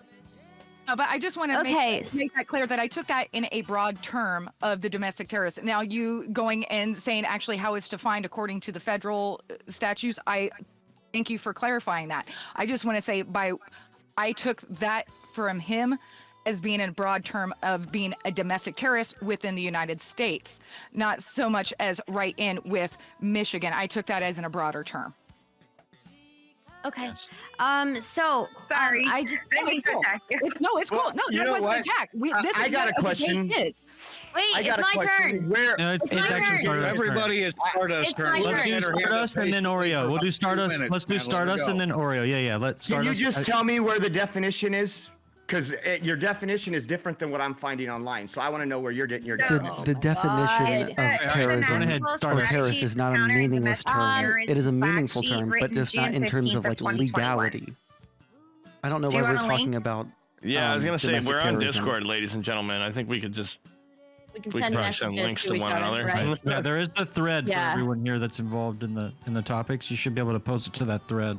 It's a non-Discord thread. I finally figured out you don't make a new Discord, you make a Discord thread because I'm a boomer and technology. I didn't even know Ever that's so a thing. Man, I just want to Right. tell you right now, man. Like, I don't know what made you come up with this idea, but it's fantastic. Hey, I didn't come up with it. I'm literally adapting things that I myself have experienced. I was lucky enough and fortunate enough to be involved in other panels to get to talk to other very bright, intelligent minds. And Well, I think you're just doing a wanted to- fantastic job. Thanks, man. No, I enjoy this. I'm actually cheesing and nerding out really hard right now. It's very hard for me not to jump in on what y'all are saying. I really want to say my. It's gotta two suck cents being on like this. you in a way, because you have to stay silent. I I'm know sorry it to is. I'm sorry to break up Yeah. your and I acknowledge also this is a very good panel. I'm having a lot of fun, but I want to say my shit. So Oh yeah, Let's go, absolutely. Stardust. Yeah, sorry. Yeah, we started waxing all of a sudden. Yeah, let's my God. We're just Okay, patting each okay. other on the Do it. back All right. for a minute. Stardust. Oh my go. God! Let me have my turn. Okay, the parents did not disclose to the school counselor that was in the room that they bought their son a gun. Okay, so here's the thing. What did the school know? Whoa. Let me. Sorry, Wait, just wait, give me a wait. second. Y'all let her give me a talk, second. please. Let me talk. All right, I'm gonna fucking lose my shit. Okay. All right. So the school knew two things. One, that he had been searching for ammo on his phone, right? Which several people on this panel have said is not that big of a deal, all right? Wow. And then two, that he drew several pictures that were concerning, right? Did they know that he had a gun? Maybe one of the teachers did, but the counselor in the room with them did not know that. Now, what did the parents know? The parents knew that they had been leaving him alone, right? They knew that he had been searching ammo. They knew that that they knew that they had bought him a gun. They knew where they kept the gun. They knew that they didn't have a lock on the place where they kept the gun. Who made the kid? The parents made the kid. Who bought him that gun? The parents bought him the gun. Who decided to not lock up the gun? The parents decided to not lock up the gun. They had all of the information and they didn't disclose it to the counselor in the room with them. They didn't disclose that they had bought him a gun even to the counselor. And I mean, I'm sorry. The majority of the responsibility falls on the parents. They made that kid. They bought the gun. it is- They didn't lock it up. Wait a minute. Let me slow down here. They Final didn't disclose any responsibility. of that shit?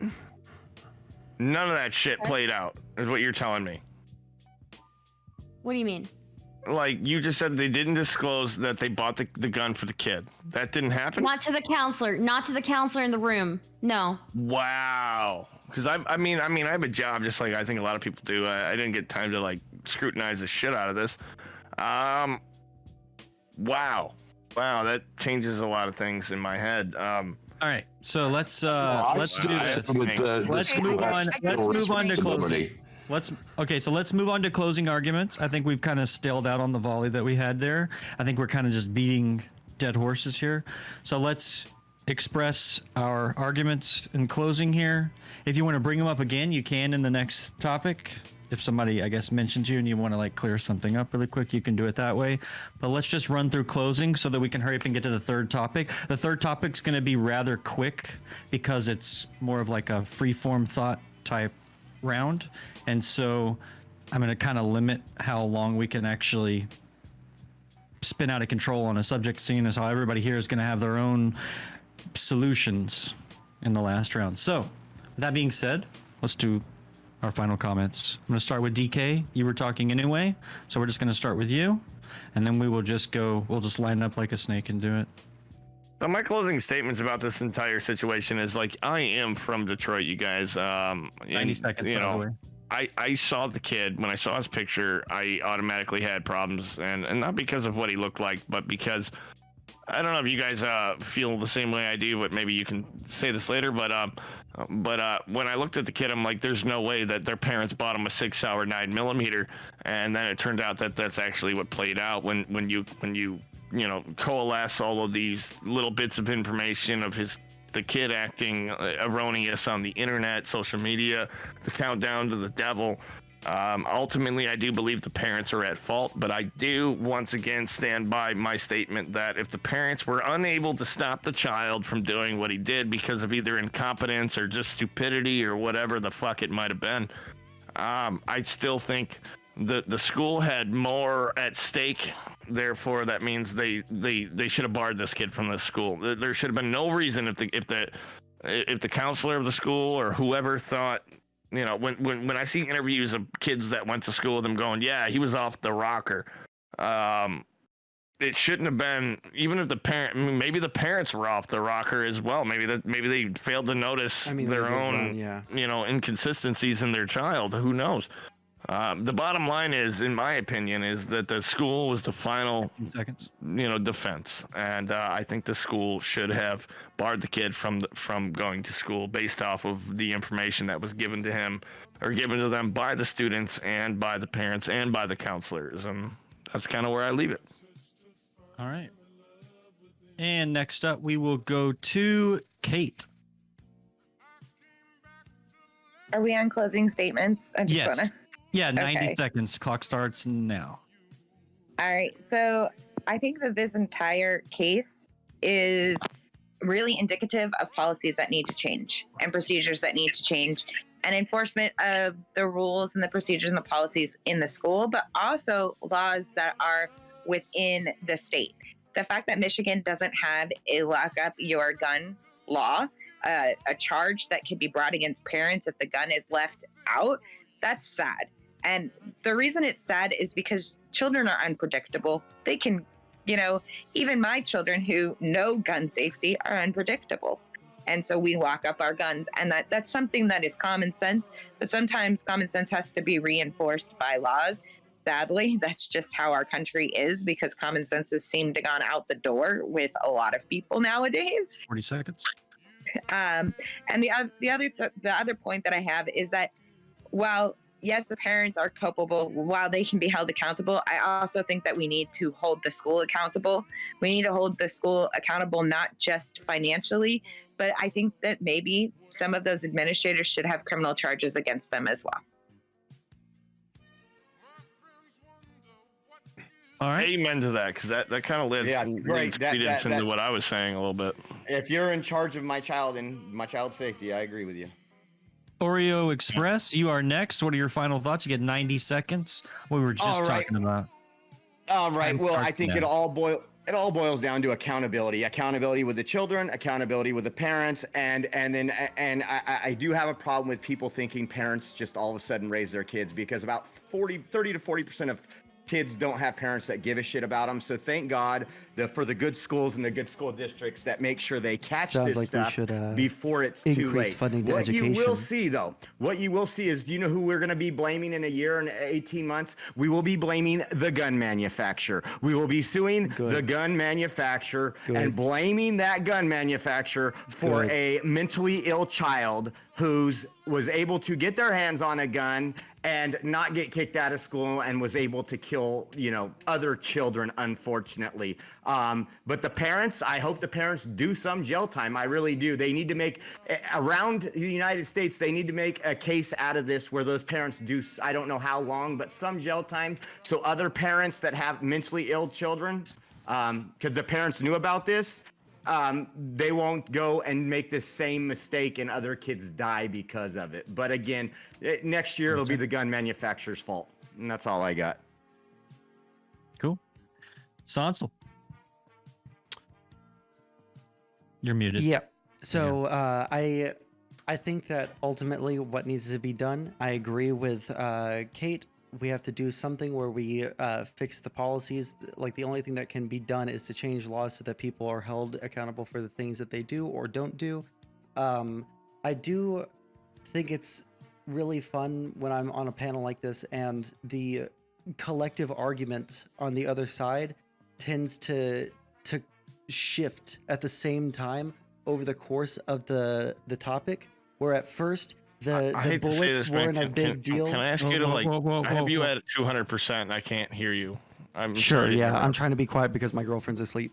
Yeah. Okay. Well, yeah. I didn't no, I mean totally to be a understand. dick or anything. No, you're totally fine. So yeah, I just think it's really nice when the argument shifts from, oh, well, the ammunition search wasn't that big a deal to, oh, well, now this is a huge deal because now I can actually shift the blame from anything that could possibly point towards a gun. I can now point this all at the school and away from anything that could possibly actually fix this situation at hand, right? We need to fix the gun culture in this country. We need to make people more responsible gun owners. We need to be able to lock up guns with even if you're trying to have it for self-defense, have a quick release on that trigger so that you can so your kids don't grab it and then fucking go and shoot up the entire school. We don't need to arm all of our teachers so that they can blast little Timmy when he gets dumped. Like there's just like a million things that we can do, and none of the solutions that were presented here were like anywhere near what we need to fix this problem. Nice. Right at the timer. All right. And Stardust. Closing remarks? Okay. Yep. So let me just reiterate what I said before. The parents had sex. If we're going by right-wing values here, they had sex. Hot. They decided to have the kid. They decided to buy the gun. They decided to not look up the gun. They decided to not have a serious talk with their kid when he was found searching ammo at school. They decided to not take the kid out of the school after he was drawing disturbing stuff about people being shot. They also decided to not disclose to the counselor that this kid had just gotten a gun. They also decided to not search the kid, knowing full well that gun was not locked up. The school knew two things. The school knew that the kid was searching ammo at school and that he drew disturbing pictures of people being shot. What this looks like to me is that people just want to put all of the blame on liberal policies, right? When we should be shitting on these parents because they're shit parents, okay? They let their kid at home by himself regularly. They destroyed their own family as well as destroyed the families of the 4 children who died and the countless amounts of children who are traumatized by this.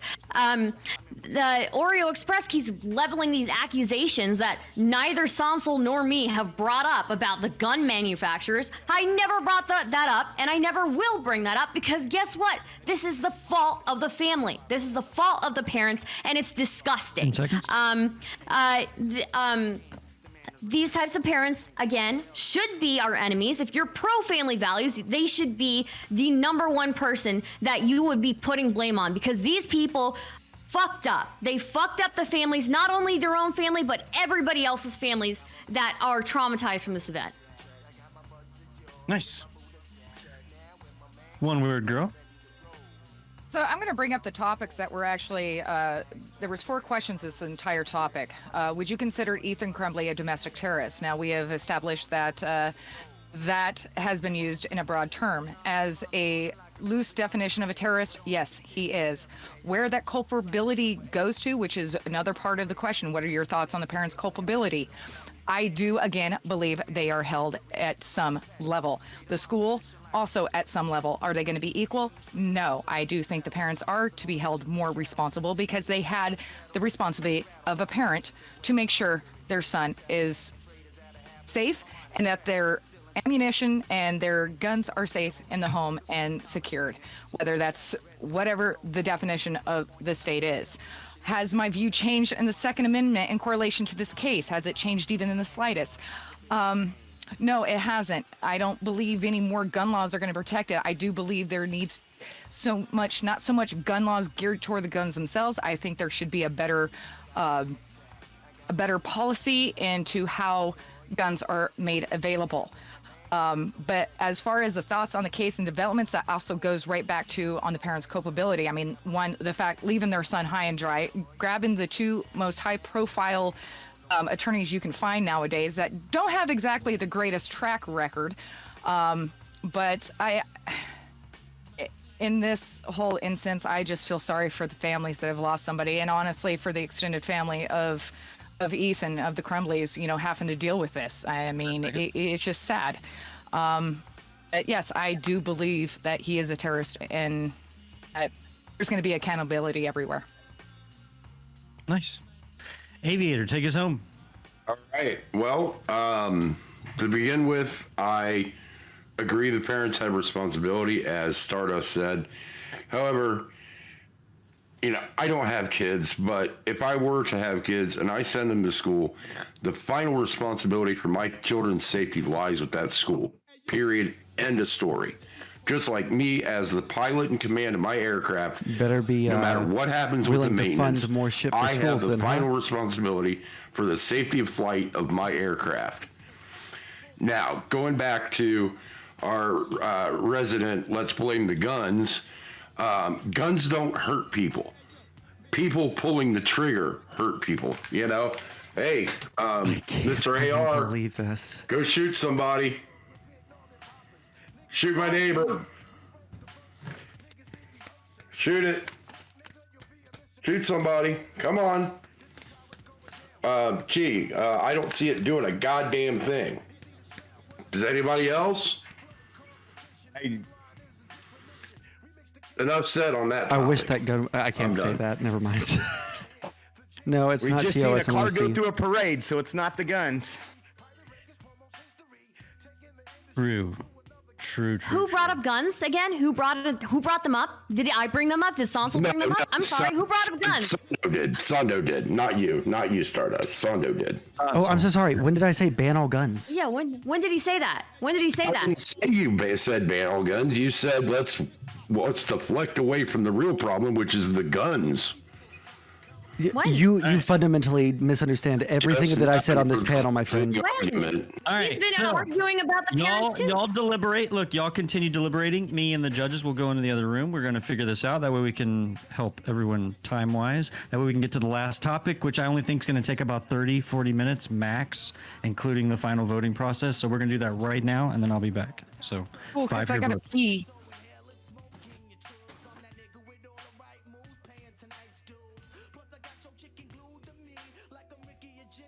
This is such a fucking garbo fucking thing. I have to fucking leave here in a second, so we're gonna raid into Stardust, okay? I love you guys very much. All right, we'll be back at it again. I think I have 2 debates tomorrow. All right.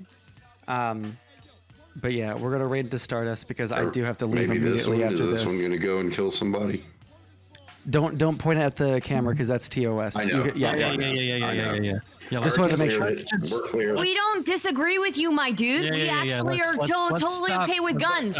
Let's stop with any guns. Isn't that crazy that you point at, that's how liberal we become as a country? You Well, point it's because. at a camera. Do you know why they did that? At a camera. Wait, It's Oreo, do you know why that values is? since we've been here. It's because people were threatening each other and they were swatting each other and they were threatening to go around and shoot each other. So there's a difference between brandishing a gun in a threatening way and just showing a gun. Yeah, it actually happened course, too. Some people did get swatted. Yeah. So I mean, it's pretty dangerous. Yeah. There's Dangerous. there's gotta be limits on some actions online. Otherwise, I don't know. I like